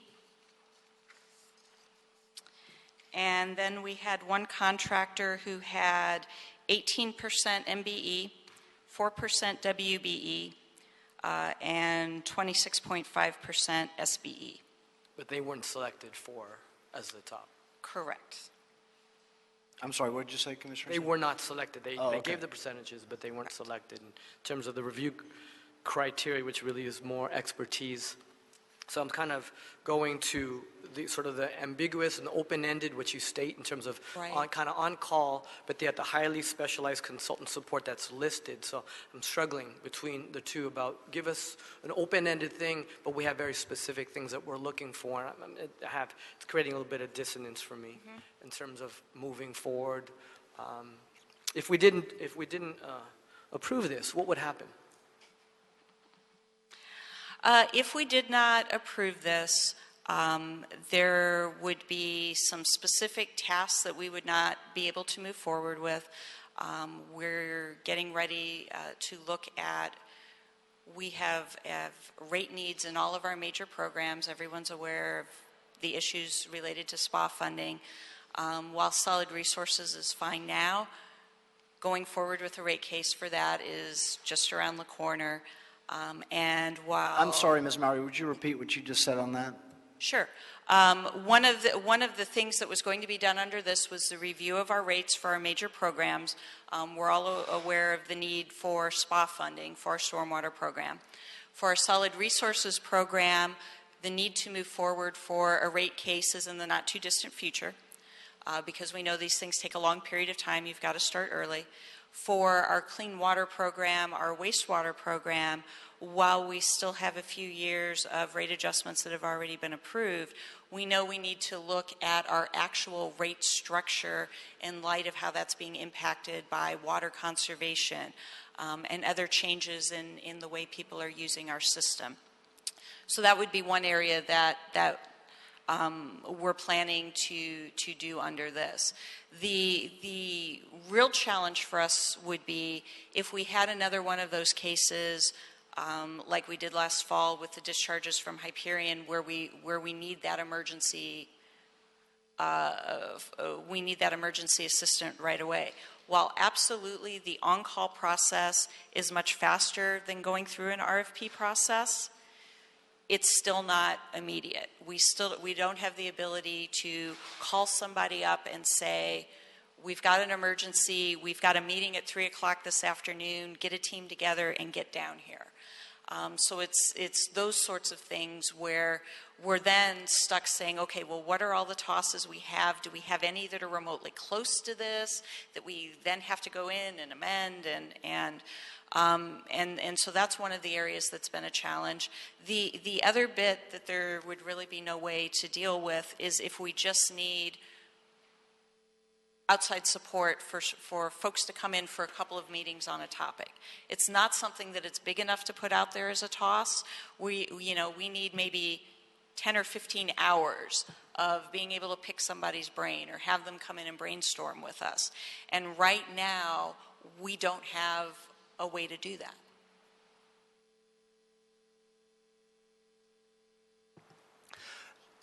Okay. Anything further, Commissioner Sinto? Good. One moment, Commissioner Davis. Ms. Mallory, a few questions, just a few follow-up questions, and we're going to go back to Commissioner Davis. So, Commissioner Sinto asked a question I had in my mind in a different way. I'll tell you how I was going to ask it, but then there's something that you said that I wanted to get your response to. I was basically going to say, so the Bureau took the time and the work to put this task order solicitation out, to bring in the on-call. I think there were many more than the 6 proposers. There were many more that came to the meetings. I think it was 18 of them, maybe off the top of my head. Yeah. So the Bureau, in its expertise, made the decision to go forward with this, recognizing, as you admitted, either in dialogue with Commissioner Rodriguez or maybe even just before it, then that dialogue was expanded, that it was done so with a broad scope, such that it was not the normal toss that the Bureau puts out. But in answer to Commissioner Jacinto's question, you provided some specificity, and there is some it's parallel with what you described to Commissioner Jacinto with what is in the board report, perhaps in more broad terms. So my question is this: when does the specificity come that brings over process this task order solicitation in line with what is the more normal way that the Bureau does its task order solicitations? Well, and I think on these, particularly some of the areas that you're right, we have been thinking about, and in fact, were in some cases what we had in mind when we developed this. I think one of the things that's very different, for instance, I talked about the rate analysis. If we didn't have this toss, we would issue 3 separate tosses, and we would have one group of people looking at stormwater, and we'd have one group of people looking at solid resources, and a third group looking at wastewater. And they'd be working in their silos, and maybe there'd be some interaction between them. We think it would be much better, and it's something we haven't done before, to look at all of our rates together. Now, we know we've got different things that drive the different rates. We've got some things that have different Prop 218 limitations, so it's not like we can make all of our rates the same. But I think it would be a fantastic opportunity if we had a team of people who could really look across all of our programs and figure out where does it make sense, particularly for our customers, for things to be the same between our different charges, rather than for somebody to say, oh, well, this is how it works on the stormwater fee. Oh, well, that's stormwater. This is wastewater. It's completely different. You know, that's something where we see looking at things across our entire organization. Those are the types of things we're looking at doing under this toss, ideas that we've already been thinking about, as well as having it be open for whatever new and exciting challenges pop up for us in the future. Commissioner Davis, you wanted a point of clarification on something, and then Yes, sir. I'll That's pick back exactly up. Right. I had referenced this issue of, you know, in a perfect world, I would have loved to have seen a joint venture with CH2M. My procedural question is, do we have joint ventures in sanitation on personal services? And if we do, how does that happen? At the prime level, of course. Yeah, I'm trying to recall. I think what is a lot more normal in these situations is what we have in this, where one of the contractors is the prime and other contractors act as subs to them, I think is what we have more regularly. I'm having difficulty thinking of a true joint venture we've had on personal services. I was going to ask in my follow-up questions the question on the legal issue, but I see the city attorney turns on his light and gets the look that he wants to say something. So, Mr. Jordan, yes, sir. Yes, just speaking generally, this was a task order solicitation to our pre-qualified list of 25 firms. A joint venture, say, between any of those firms with any of those other firms, or any of those firms with some firm that's not on the list, that's a separate legal entity that's not on our pre-qualified list. So if one of our 25 firms decided to create a joint venture legal entity, they wouldn't really be able to submit a task order proposal in response to our request, that task order solicitation. So I think they functionally achieve that same thing in the manner that they've done here, where 3 of the 4 sort of major engineering firms that were talked about that were the subcontractors are in fact on our pre-qualified list. Thank you, Mr. Jordan. I'm going to come back to you in just a moment. Ms. Mowry, there was a discussion that you had a few moments ago with Commissioner Jacinto regarding the 3 of the 6 proposers. 3 of them had put in goal numbers for minority business enterprise, women business enterprise, small business enterprise. If I heard correctly, of the 3 of them didn't put any. Of the 3 that did, there was, for the WBEs, because that's the issue raised by the speakers. One of them was 0. One of them was 2, and that's the one that we are seeing today, and I'll get to that number again in a minute. And one of them was 4. So the highest number was 4, correct? Correct. Okay, and there's been great discussion by the speakers as to, because from 2 to 4, that's still a fairly low number. It's a really low number. So there's been discussion and attention raised by our speakers today. Commissioner Repenning added responsibility on the Bureau to report to her directly on these numbers. I think it was bi-monthly, perhaps. Commissioner Rodriguez certainly raised it along with well, everybody here. So now it's in essence my time. There's strong consensus here that these are not the numbers that we want to see. One thing that I know from sitting in every one of these Board of Public Works meetings is that between my 4 colleagues, and I've got to say to Commissioner Davis's credit, he is the most consistent.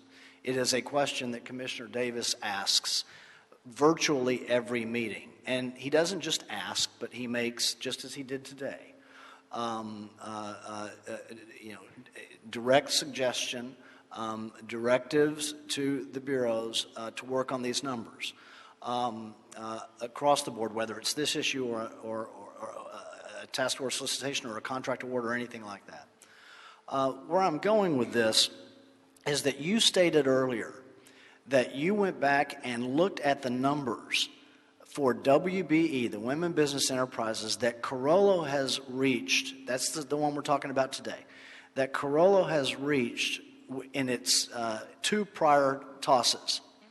And if I recall correctly, in both of those, Carollo has exceeded the numbers and gotten to the 7 to 9 range, 7 to 9% range, which is higher than any of the percentages that we're talking about today. So my point on this is that, and those are after the life of the toss has taken place, correct? Right, those are actuals. This toss hasn't been awarded yet. We're at the infancy of this toss. And I've got to believe that if somebody from Carollo's not here, that they're certainly listening. And we would certainly like to see at least the success that they have on their existing track record with this Bureau, with this task order solicitation.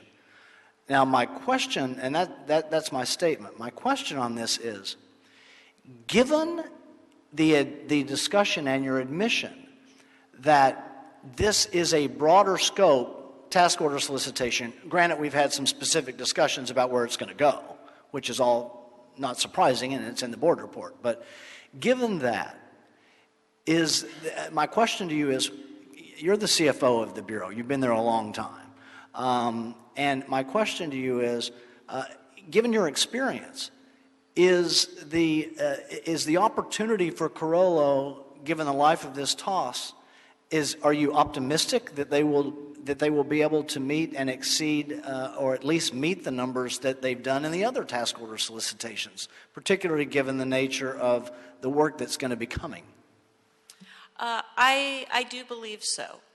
The very thing that's creating the numbers to be low in the proposal, which is the uncertainty of the work, the flip side of that is that means going forward, there's a lot of undiscovered work out there. So I do feel comfortable that we'll be able to make sure that the upcoming tasks that would be issued under this would give ample opportunity to our WBEs to expand the amount of work that they do. Mr. Jordan, there's been reference in the discussion this morning to the legality of whether or not, or of what the board can do regarding the goal numbers, that these are goal numbers versus requirements. You've given the explanation on the record before. Would you, just because the issues come up, I don't think we've exhausted it this morning, Would you make the record clear in case there's question in people's minds on what the board can do regarding these goal numbers versus requirements on this TOS? This is not a federally funded project. Certainly. Under state law, the award of the contracts by law are race and gender neutral. We are allowed under the law to establish goals. The law allows us to require a good faith effort to meet those goals, but what the law does not allow is for us to have those goals be mandatory minimums. Under certain federally funded programs, we're allowed, because of the federal law, to have a disadvantaged business program where we can actually set goals and have those goals mean something. But even under the federal law, if you don't meet those goals, you're still allowed to become a responsive bidder by showing a good faith effort.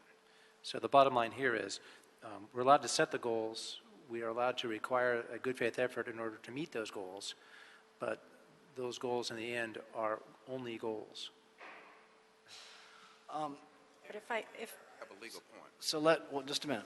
Commissioner Rodriguez, I guess just and then Commissioner Davis. Just to the city attorney's point, but if we probably had a more specific scope of work, we could probably perhaps achieve more of those numbers because it would be clearly identified what the opportunity was in this contract. So that's certainly without mandating it, but clearly we could probably invite more participation if it was more specified in terms of the scope of work. Yes, and I think staff has sort of reiterated that point as well, that as some of the tasks come up, tasks that we don't even know about right now, that they will expect to see these numbers more than likely increase. Commissioner Davis? Yeah, I just wanted to say Mrs. Lowry has already stated that, in fact, going forward, there would be opportunities for which they would certainly pay close attention to in terms of achieving the value that we all hold dear moving forward on that. And so we're going to hold the Bureau to that. My question legally to the city attorney is, as it relates to 209, it has play in these these ratepayer projects like this, correct, in terms of us not, of course, not setting goals, of course, not making decisions based upon anything else but small business and those kinds of things. Does it say anything about set-asides for prior classes that can be proven to have been excluded? That's not an issue that we have before us right now. My understanding is that that type of program would also create legal problems to have those types of if someone had minimum requirements. If they had, for example, a disparity study that became the evidence for the fact of that exclusion. Well, there could be areas of the law, and my understanding is that's how under the federal program, the DBE program, that's how. But isn't it a provision within the local 209 as well, on a very narrow scope? There may be, but I don't believe there's been any such no, I'm not legal saying basis that. I'm just yet. asking just for the record. All right, thanks. I can't say for certain, but that is my understanding. But again, I don't think there's any such foundation that exists yet. You know, it doesn't apply here, but when you had raised the first analysis, it just made me want to know if, in fact, that were the case in the future. I'd have that information. But thank you for that. Certainly. So going back to this 024 that we discussed, there's another issue that I want to raise because I have a question about what can be done now. Because one of our speakers, Ms. Ruiz, came up and said that she withdrew from this contract. And she described what that would do to the reduction of numbers. So one question is, when that happens, what does just because the issue was placed on the table by her, what does the prime do? What can the prime do? What is the prime able to do in that instance? So the prime's able to go through the official process that exists for subcontractor substitution. So what they would do in this particular case is look at the scope of work that they no longer have a sub to do, and do an outreach for that specific scope of work to fill that gap that would now exist. Okay. The next question I have, regarding the, were there other, because again, the issue was put on the table by Ms. Ruiz, were there other of the primes that submitted, was she listed as a potential sub in any of the other primes that were listed as well? Yes, she was. She was listed as a sub on 3 other proposals. Okay, so a total of the 4. Correct. Okay. The award today, though, is for Carollo, and the other issue that was raised about whether or not the other 2 that were listed as WBEs, let's see, SHA Analytics and EJW Consulting, is there confirmation that they are certified as WBEs before they're put on this list? At the time that the original contract was let, working with Bureau of Contract Administration, everything is verified at that point in time. And then if there are any additional subs that get added over the life of the contract, they would be verified at that point. I don't know when we have one of these individual tosses come through if there is a check of that or if the assumption is that all of that is still valid, but we can certainly verify that. Okay. So, colleagues, I don't have any further questions, and I don't know if Commissioner Davis, your light is on. Oh, okay. I'm sorry. I didn't know if you had another point of clarification. So I don't know if anyone wants to say anything else before we vote, or if we want to put a motion on the table. But certainly, given my sense that this is not a unanimous vote and the issues that have been put on the table, I want to give anybody the opportunity to make any kind of a closing statement for anyone that wants to do so. Commissioner Rodriguez? Yeah, I'm still uncomfortable with this, given the open-ended nature of it. I think that the task order solicitation process already provides us with an opportunity to accelerate the hiring of staffing expertise that we don't currently have. And so what we're doing is we're constantly shrinking the pool from eligible contracting opportunities in this city, but more importantly, in the context of all the other task order solicitations that were recently awarded for One Water LA, for the PAO's office, for a number of issue areas, I would rather see a more delineated scope of work for the purposes of this approval. I think it's far too open and for my comfort, and I just want to make sure that we are not providing excess opportunities here where, we need to just lay it out much more clean in a way that says, this is where we're falling short given our priorities right now. But the way that this is currently being offered, I have no comfort with this. And I would much rather hold off and really fully evaluate where we're missing an opportunity here for the expertise that you're seeking, given that, again, the TOS process already accelerates a lengthy contract and award process. Thank you, Commissioner Rodriguez. Commissioner Repenning, and then Commissioner Davis. I think that the concerns raised here today about business inclusion are very valid. I think they're felt by all of us around the table.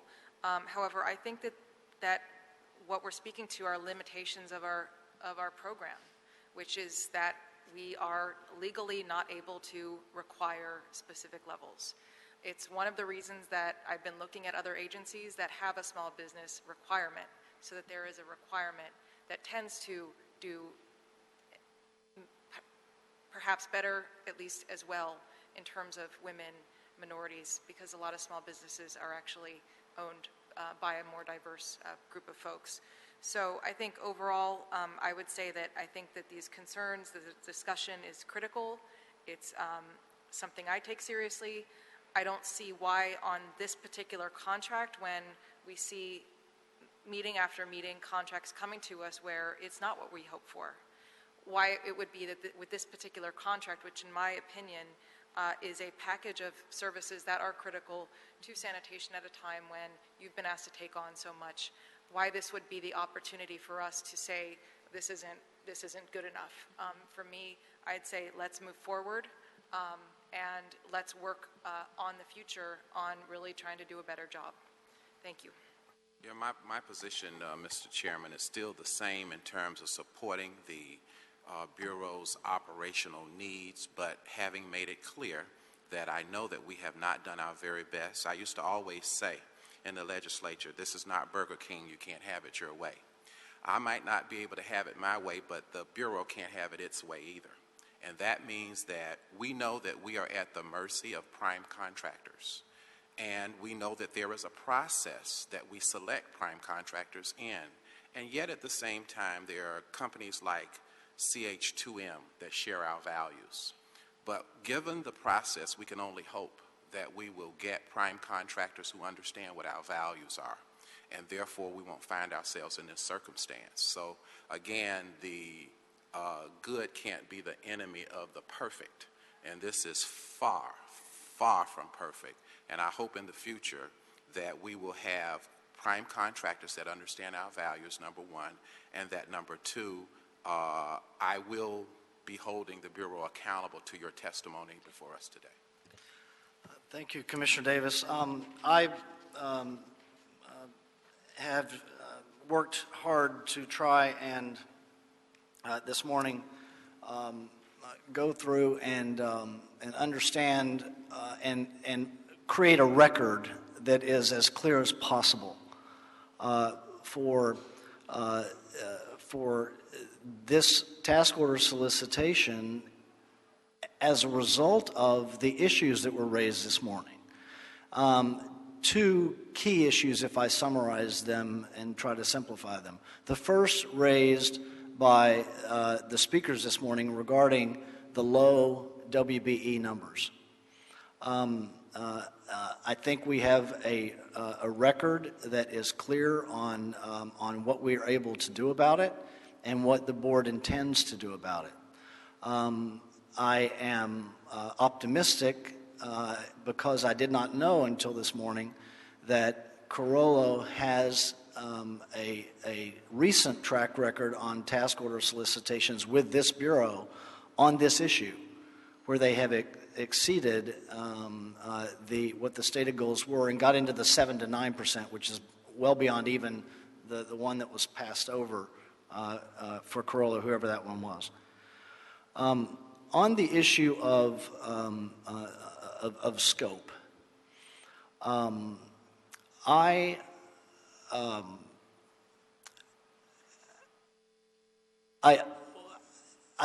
concerned with the points that Commissioner Rodriguez has raised, and I think they're valid points. But I walked in this morning also concerned, as I have been now for several months, that I keep seeing additional responsibilities that are placed on the Bureau of Sanitation. And they're critical responsibilities that come about for any number of reasons. But we've had some very high-profile issues that have reached borderline crisis level, if you believe what's in the press, and in many instances, not every instance, but in many instances, they're right. Ms. Mowry has addressed just some of them. But we have, and one of the things I know, just a couple of the big ones, the homelessness issue. That's what I refer to when the press talks about a crisis in our city.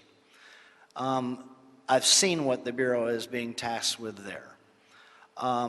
The issue about cleaning our streets as a result of a lot of work and things that happened last summer as well. And what the Bureau was able to do with El Nino, things that are going forward that we know have to happen.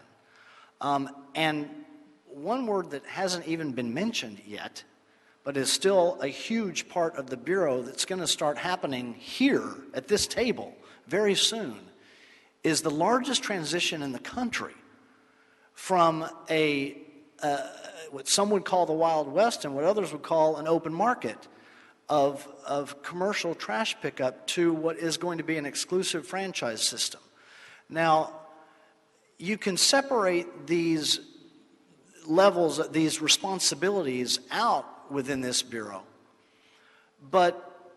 and there has been some specific hiring that has been done for the trash franchise.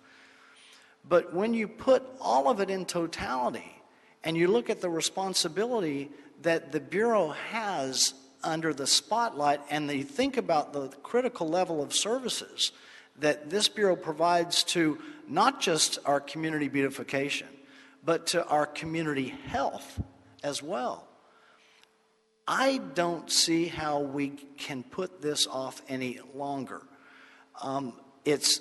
Commissioner Davis has made a good point. You can't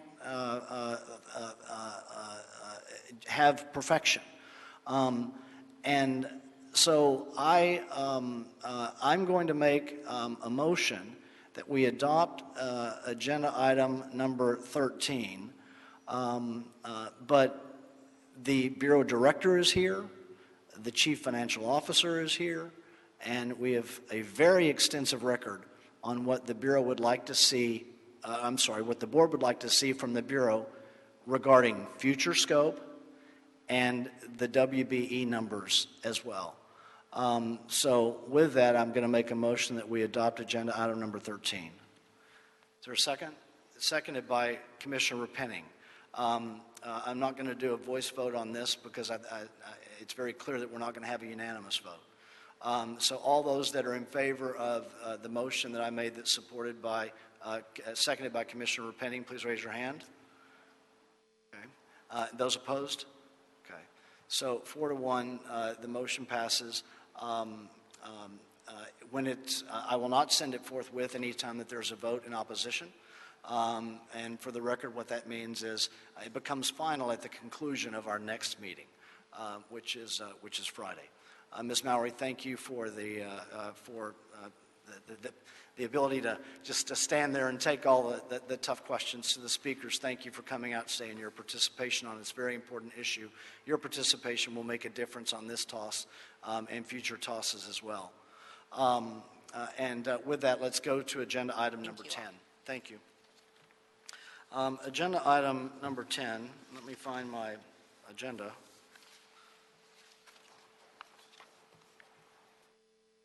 This one's going to take me a minute to read into the record. Bureau of Engineering, recommending that the Board review, consider, and adopt the Los Angeles River Ecosystem Restoration Integrated Feasibility Report and forward it to the City Council with the following recommendations.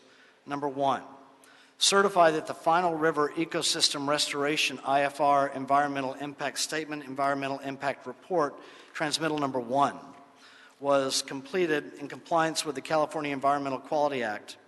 The final River Ecosystem Restoration IFR and EIR was presented to the City Council as the decision-making body of the City, and that the City Council reviewed and considered the information contained in the final River Ecosystem Restoration IFR and EIS/EIR, and that the final River Ecosystem Restoration IFR and EIS/EIR reflects and expresses the City's independent judgment and analysis.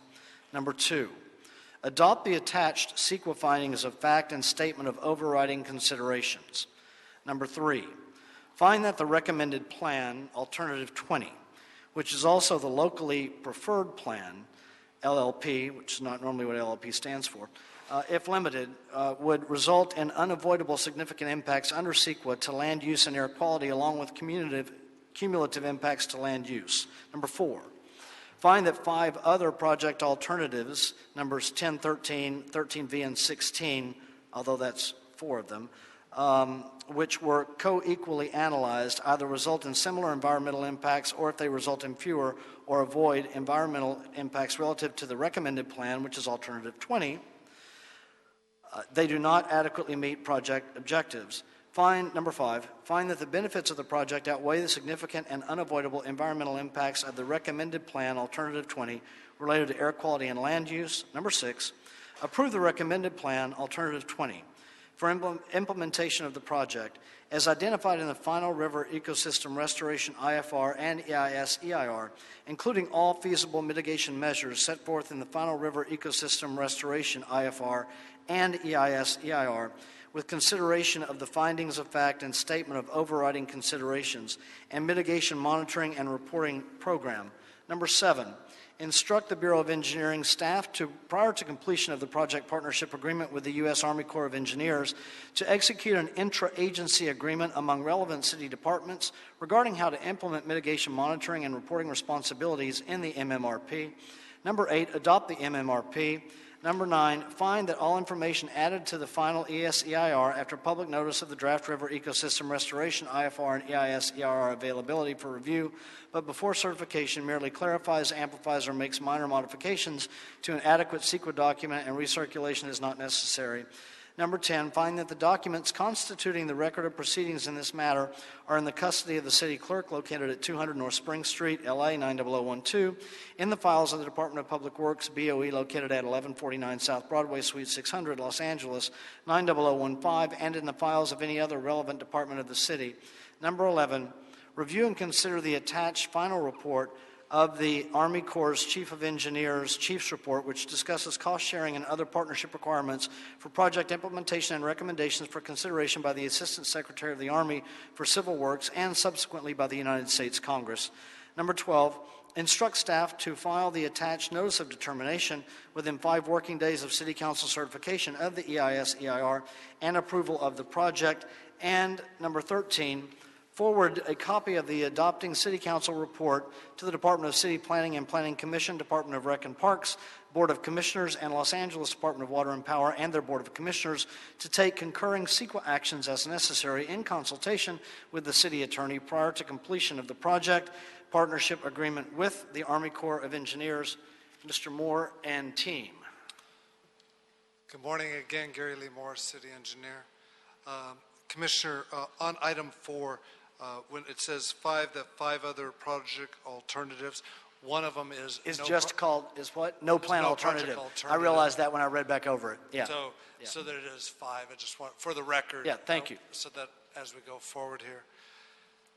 Commissioners, thank you. I know it's late in this meeting here, and we appreciate your due diligence, and it's my privilege to be here for your consideration of this environmental impact report for the Los Angeles Ecosystem Restoration Feasibility Study, which we commonly call the Arbor Study, thanks to Dr. Carol Armstrong. The action needed today is a recommendation of the adoption of this EIR and the related documentation. We're surrounded only by a few people in a 10-year process to get us here today.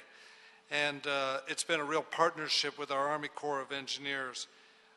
We've evaluated ways that we can restore riparian habitat value in and along the Los Angeles River in the heart of the city of Los Angeles. The study's recommended plan has the potential to be a transformational green infrastructure project for the city and the region. I'm thrilled to finally stand before the board to recommend your approval. The partnership with the Army Corps has been we've got to know make a lot of new friends with the Army Corps here. But along with the list of champions, I definitely want to thank Mayor Eric Garcetti, Councilmember Mitch O'Farrell, and former Councilmember Ed Reyes for their leadership on the river, along with many of the commissioners and currently Commissioner Repenning for your leadership on the river. The river community has staunchly supported this study. Lewis McAdams and the Friends of the Los Angeles River in particular have been steadfastly involved, going so far as to contribute nearly $1 million for this study. Thank you to the Friends of the Los Angeles River.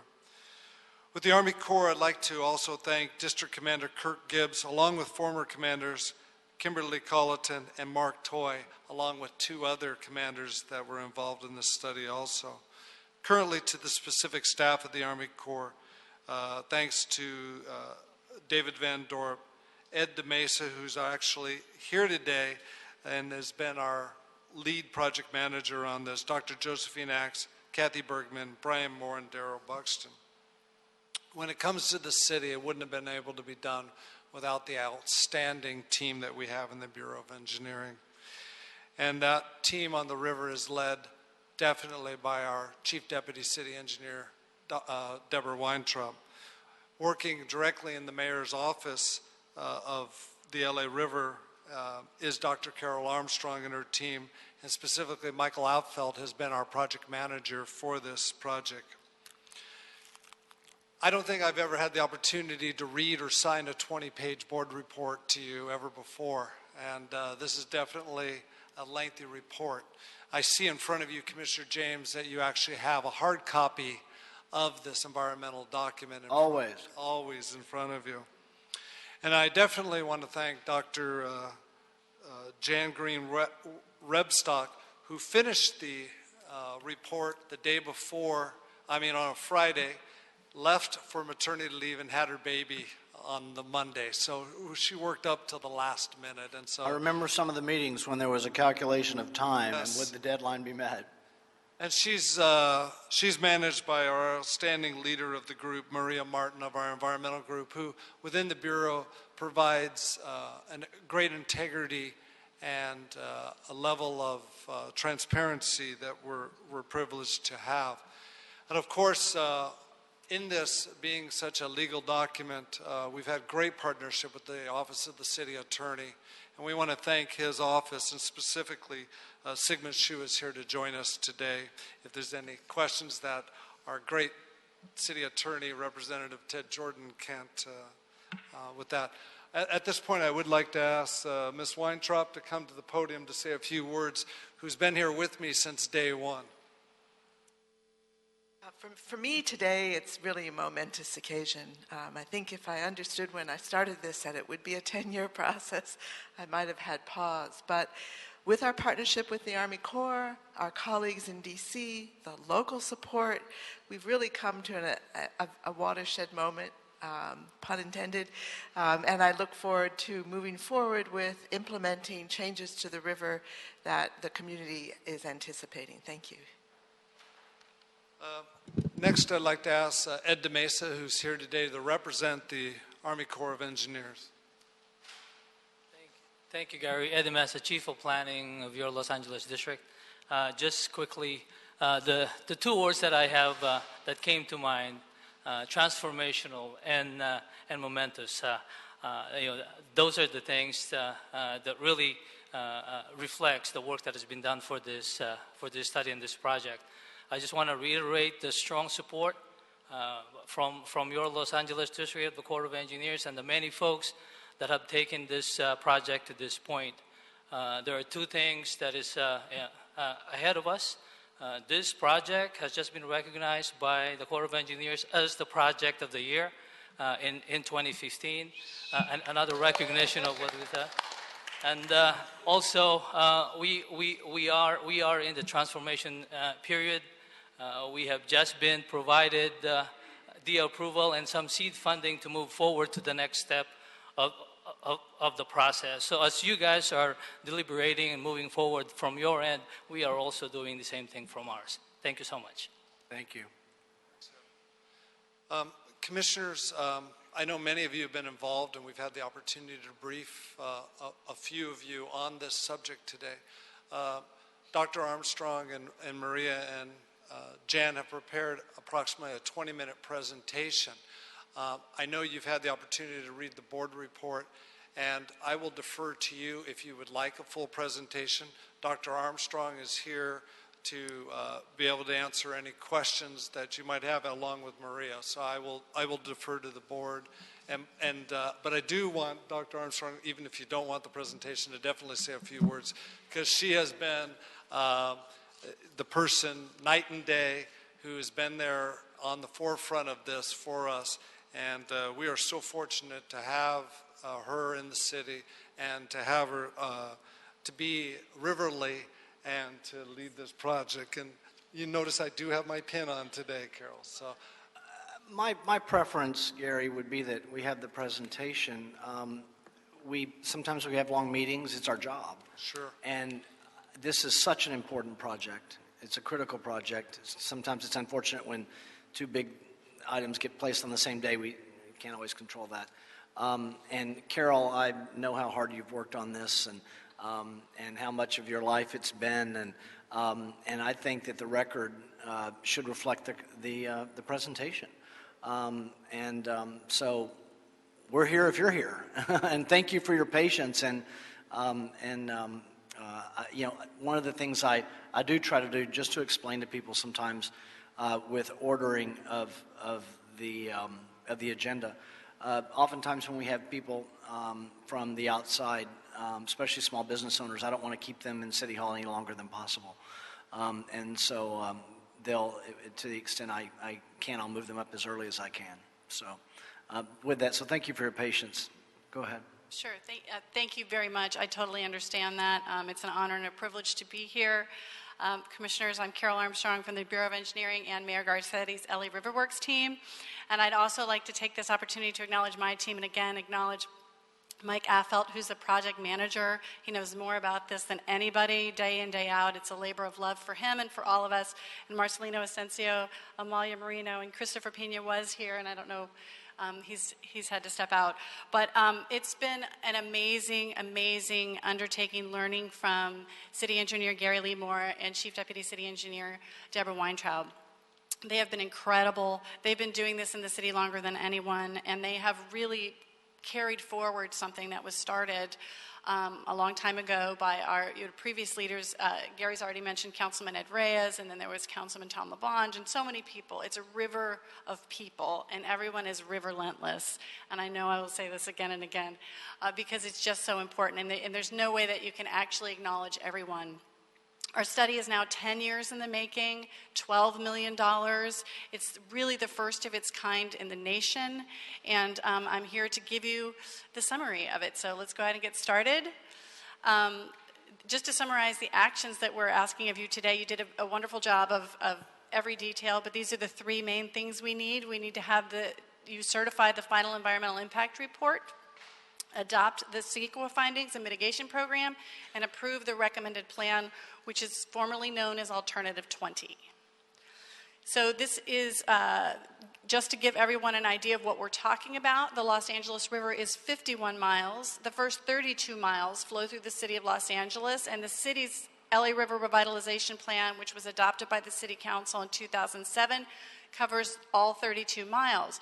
But this Army Corps project covers a really important sub-portion of that area, which is 11 miles.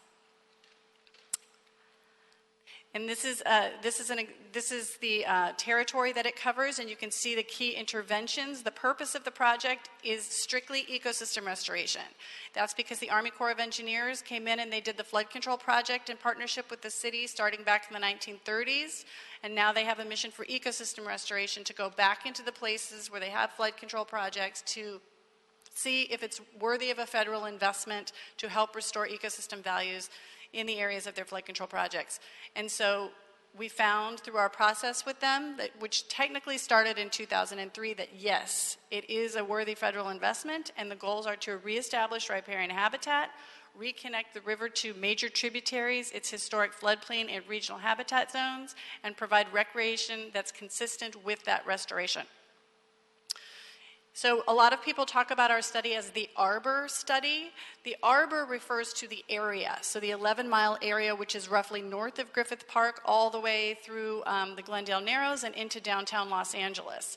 So it stands for the area with restoration benefits and opportunities for revitalization. The revitalization piece is important because this restoration is taking place in historically underserved communities that lack access to resources such as parks and open space and recreational trails and nature. And at the bottom of this slide shows you that this will be a phased process, and it gives you a rough idea of how many acres are included in each phase. Now, why are we doing this? Again, we're doing this because there is a historic need for this. You can see on the left, it shows the diversity of habitat zones that we used to have in Los Angeles, and on the right, you see what we have today. So 90% of Southern California's riparian habitat has been lost, and 95% of California wetlands have been lost. And also, we need to keep in mind that a major recommendation of the city's 2007 LA River Revitalization Master Plan is to restore a functional riparian ecosystem. So not only is our restoration work important locally and regionally, but it's also nationally and globally. And this is what really convinced the leaders of the Army Corps of Engineers in Washington, D.C., because you can see that we exist in one of only 5 Mediterranean-type climate regions worldwide. So the Mediterranean-type climate is incredibly scarce globally. We also exist within only one of 35 biodiversity loss hotspots globally. So it's really important that we restore the Mediterranean-type ecosystem here in Los Angeles because of those implications. So the big question everybody wanted to have answered when the advocates started saying we want to restore the LA River is, can we change the channel? Will it be possible to remove that concrete, let the river out of its straitjacket? And so what we know now from the conclusion of this Army Corps study is that yes, we can change the channel. And here's an example of where that can happen. This is in Reach 6. This would be the first phase. You can see on the upper photo on the left, that is the state's Rio de Los Angeles State Park, so it's LA River State Park. LA River State Park currently does not connect to the Los Angeles River. So through this Army Corps study, we will finally connect LA State Park to the river. So in this process, we are actually leveraging a more than $100 million investment by the state when they bought Rio de Los Angeles State Park, they bought the Bowtie site, and they bought LA State Historic Park in the 2000s. Here's another example of where we will change the channel. This is at the Arroyo Seco confluence. This has long been an important area for folks stretching all the way up into the San Gabriels in Pasadena. The Council of Arroyo Seco organizations and many, many others have wanted us to focus on this area in particular, and it is important as a sacred cultural site for the city because this is where the settlement parties stopped when they decided to settle here and establish the Pueblo, and they named the city and the river at the same time. So, some key benefits of the recommended plan. Again, it extends 11 miles. It will restore 8 different reaches. It will restore more than 700 acres. It will connect 3 key tributaries, and it will connect 3 state parks. It will create more than 16,000 construction jobs, and fundamentally, it will help us implement at least 30 projects of the city's LA River Revitalization Master Plan, focusing on 3 of its 5 major opportunity areas. So building the recommended plan, what does that mean? We have a total cost of $1.356 billion, and the cost here is very high because of lands in the urban area. So the city as local sponsor is responsible for buying and cleaning up the lands, which it will do with partners and which it will do in phases. And that will trigger the next steps for the ecosystem restoration and the construction of the project, again in phases. To give you an idea of what's happening and the magnitude of this project is that in Congress right now, both our authorizers in the Senate and in the House have included authorization of our project, $375 million in the committee bills, which is the Water Resources Development Act, and on the appropriations side, both the Senate and the House are supportive of the $400,000 that President Obama included in his budget for this project. So again, to put it in context, the $375 million now being considered for authorization for the river is the 3rd largest federal expenditure commitment of all projects in the nation. And of the 25 approved projects, only 7 exceed total costs of $100 million, while just the federal share for our project, again, is $375 million. The LA River is the only billion-dollar project in the Army Corps' budget this year, aside from the long-standing Florida Everglades restoration, which at 18,000 square miles is the largest subtropical wilderness in the United States. And the only other 2 projects with a larger federal commitment are, again, the Everglades and a hurricane relief project in Louisiana. So the city very much determines what happens. We will determine the sequencing of the project. We will agree on what the overall project is, and then we will be the ones to move forward. And we will do that because we will negotiate all future agreements with the Army Corps, and these will require future city council approval. And that includes first a design agreement, followed by a project partnership agreement, and each time a land acquisition or a land action is necessary to turn it over to the project. So there are many future steps that will require future approvals. LURD is a term you'll hear again and again. It basically means lands, but lands, easements, rights-of-way, relocation, and disposals. Again, all of those will be actions that we start and we move forward, and those will require future city council approvals. So again, underlining that the project phasing will depend wholly upon the city's actions. So I'm just going to summarize again the environmental review, our CEQA actions needed today, certify the final EIR, and in considering those, the impacts, all impacts are less than significant or less than significant with mitigation except two, and they are considered significant and unavoidable. The first is air quality, and that's related to construction emissions of the project. And the second is land use, and that is related to changing industrial to open space. In two cases, at least two cases, we're looking at rail yards that will be converted from industrial to open space. And so we are asking you to adopt the findings and statement of overriding considerations, adopt the mitigation monitoring and reporting program, and approve the recommended plan, again, which is formally known as Alternative 20. So our next steps is that the Army Corps of Engineers will certify the NEPA, their equivalent Federal National Environmental Policy Act document, which is an EIS. And the U.S. Congress will authorize the recommended plan in the next Water Resources Development Act, which I indicated they're already moving on. And then we will work with our partners to seek congressional appropriations, which I again indicated that they're already moving on at the federal level. So here we are after 10 years, building momentum. It's really exciting. It's in your hands. Thank you very much. And I want to thank everybody here for all that they've done. I think this is a great moment for the city, Super Riverly, and go Team River. Thank you, Carol. Commissioner Repenning. To Gary, Deborah, Carol, and the whole team, congratulations on getting us to this point. I know there's been so much work that's gone into the river project, but specifically on the EIR, you know, we've been working through some issues that have come up. I think the main one that we should probably talk about is in approving the EIR, we're not actually committing the city to expending any particular amount of funds, correct? That's correct. It's very much like the federal process. It's authorizing a project, and appropriations will come in the future in phases.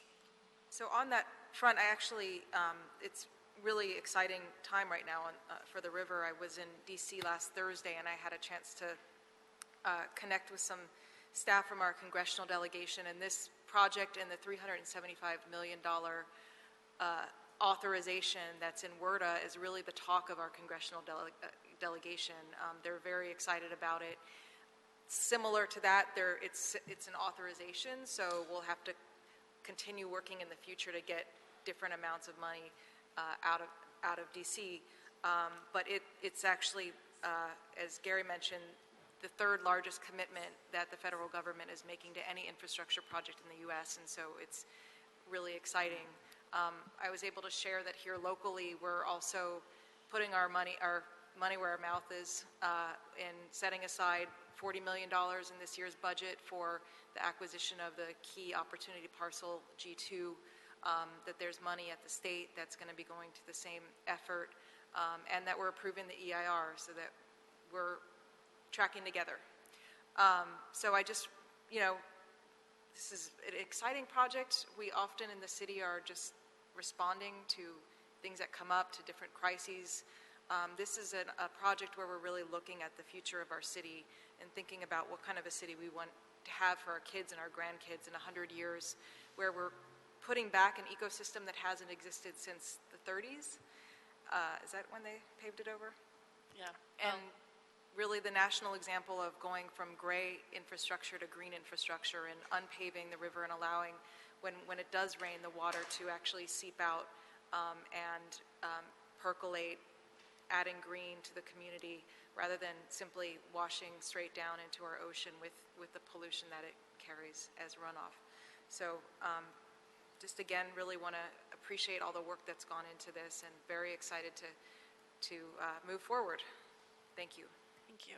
Thank you, Commissioner Penning. I just have one question, Carol, and one statement. I also want to say thank you on the record, of course, to our former Commissioner, Barbara Romero, current Deputy Mayor for the Mayor's Office of City Services. It's been, I do admit to people that, I don't know if I should admit this on the record, but I will, I suppose. I'm going there now. I was always glad that Barbara was the person and not me who had the river responsibilities. It's a big responsibility, and I think it was a great fit for Barbara.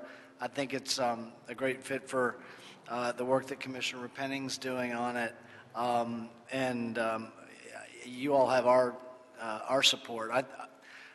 From where I come from, I've seen, and I'll see again next month, actually, what I remember what was essentially a toxic waste dump just south of downtown Oklahoma City. The work that they've done with the Oklahoma River and the environmental benefits and the economic benefits, and that's just a fraction of what we're proposing here. It really is unlimited, the benefits to the city and to the region that can come from this. And I've seen it. They were maybe 10 or 15 years ahead of us, smaller project, but and they didn't have the same challenges that we have. But it's a model that I know that Councilman O'Farrell's from the same area, and we're both friends with the mayor there, and we've had conversations with him about what it's meant for their city, and it's just going to be exponentially greater for our city. So thank you for all that you've done. My question, and Commissioner Penning touched on this issue, and it's an important issue, and it's one that the press, will always go to. But I would like to get a sense, Carol, just really for the record, your thoughts, and maybe Gary Lee Moore's thoughts too, on your optimism level, as best you could describe it, for where we're going to be able to get with the funding aspect that seems to get so much ink. So my optimism level is sky high. I just want to say that, and I thank you for bringing up Deputy Mayor Romero. Of course, Deputy Mayor Romero is a force of nature, and our mayor and Commissioner Penning, we wouldn't be where we are without everyone pulling together like that. It's an amazing time to be here.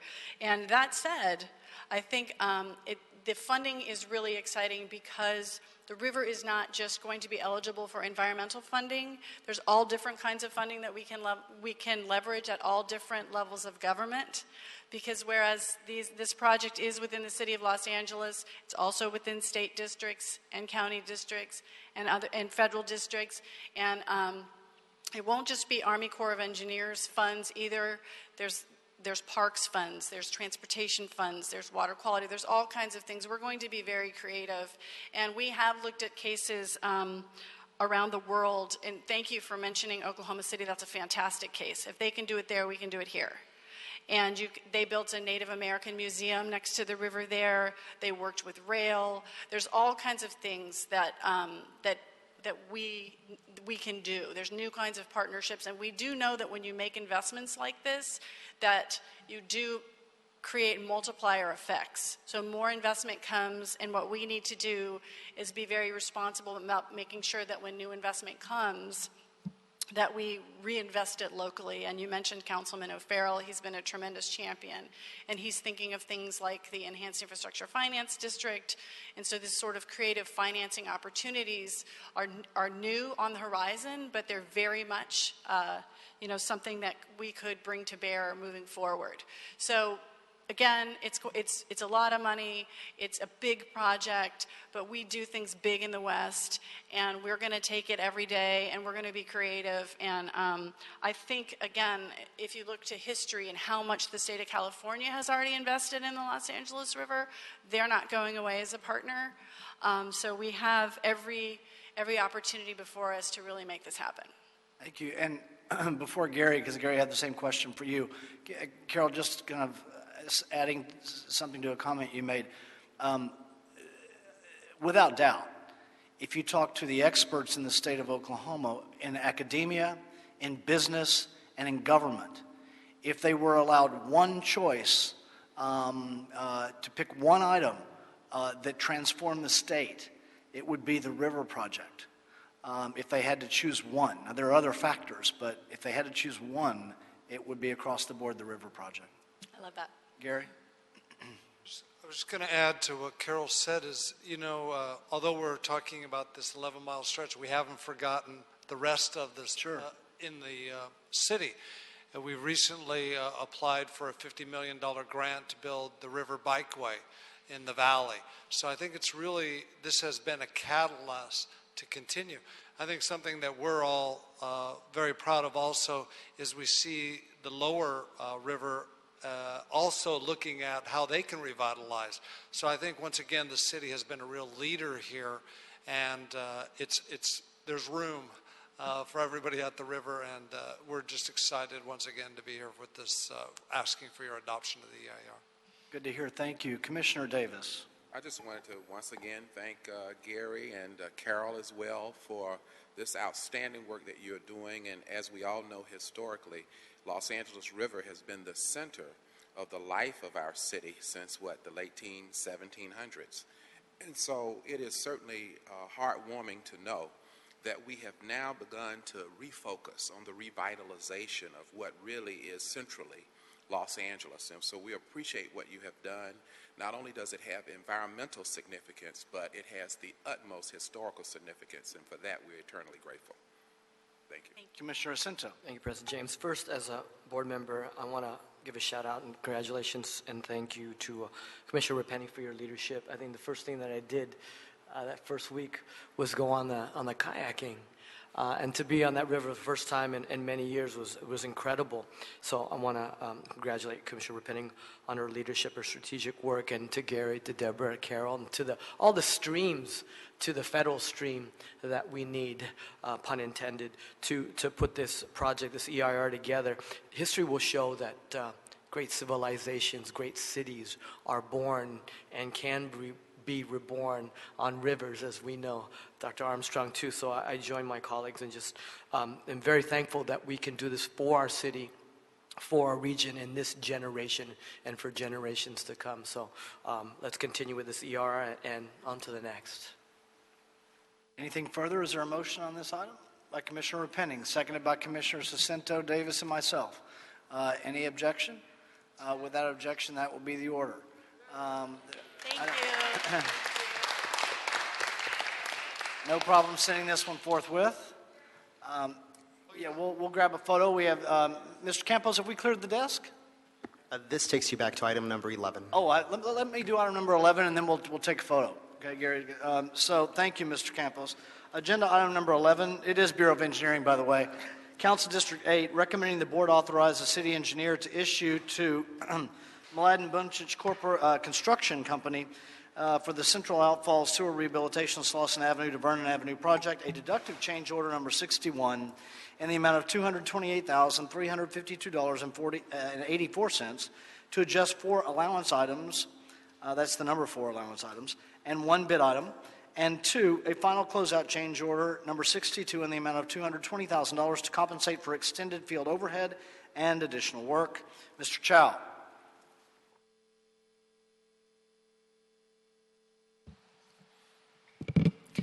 Stephen Chow, Bureau of Engineering, Wastewater Conveyance Construction Divisions. First, I would like to acknowledge my project team members, Carla Reinhardt and Amy Lins. They have done successfully completion of the construction. Thank you all for your patience this morning now, which is this afternoon. Thank you. Thanks, Go ahead.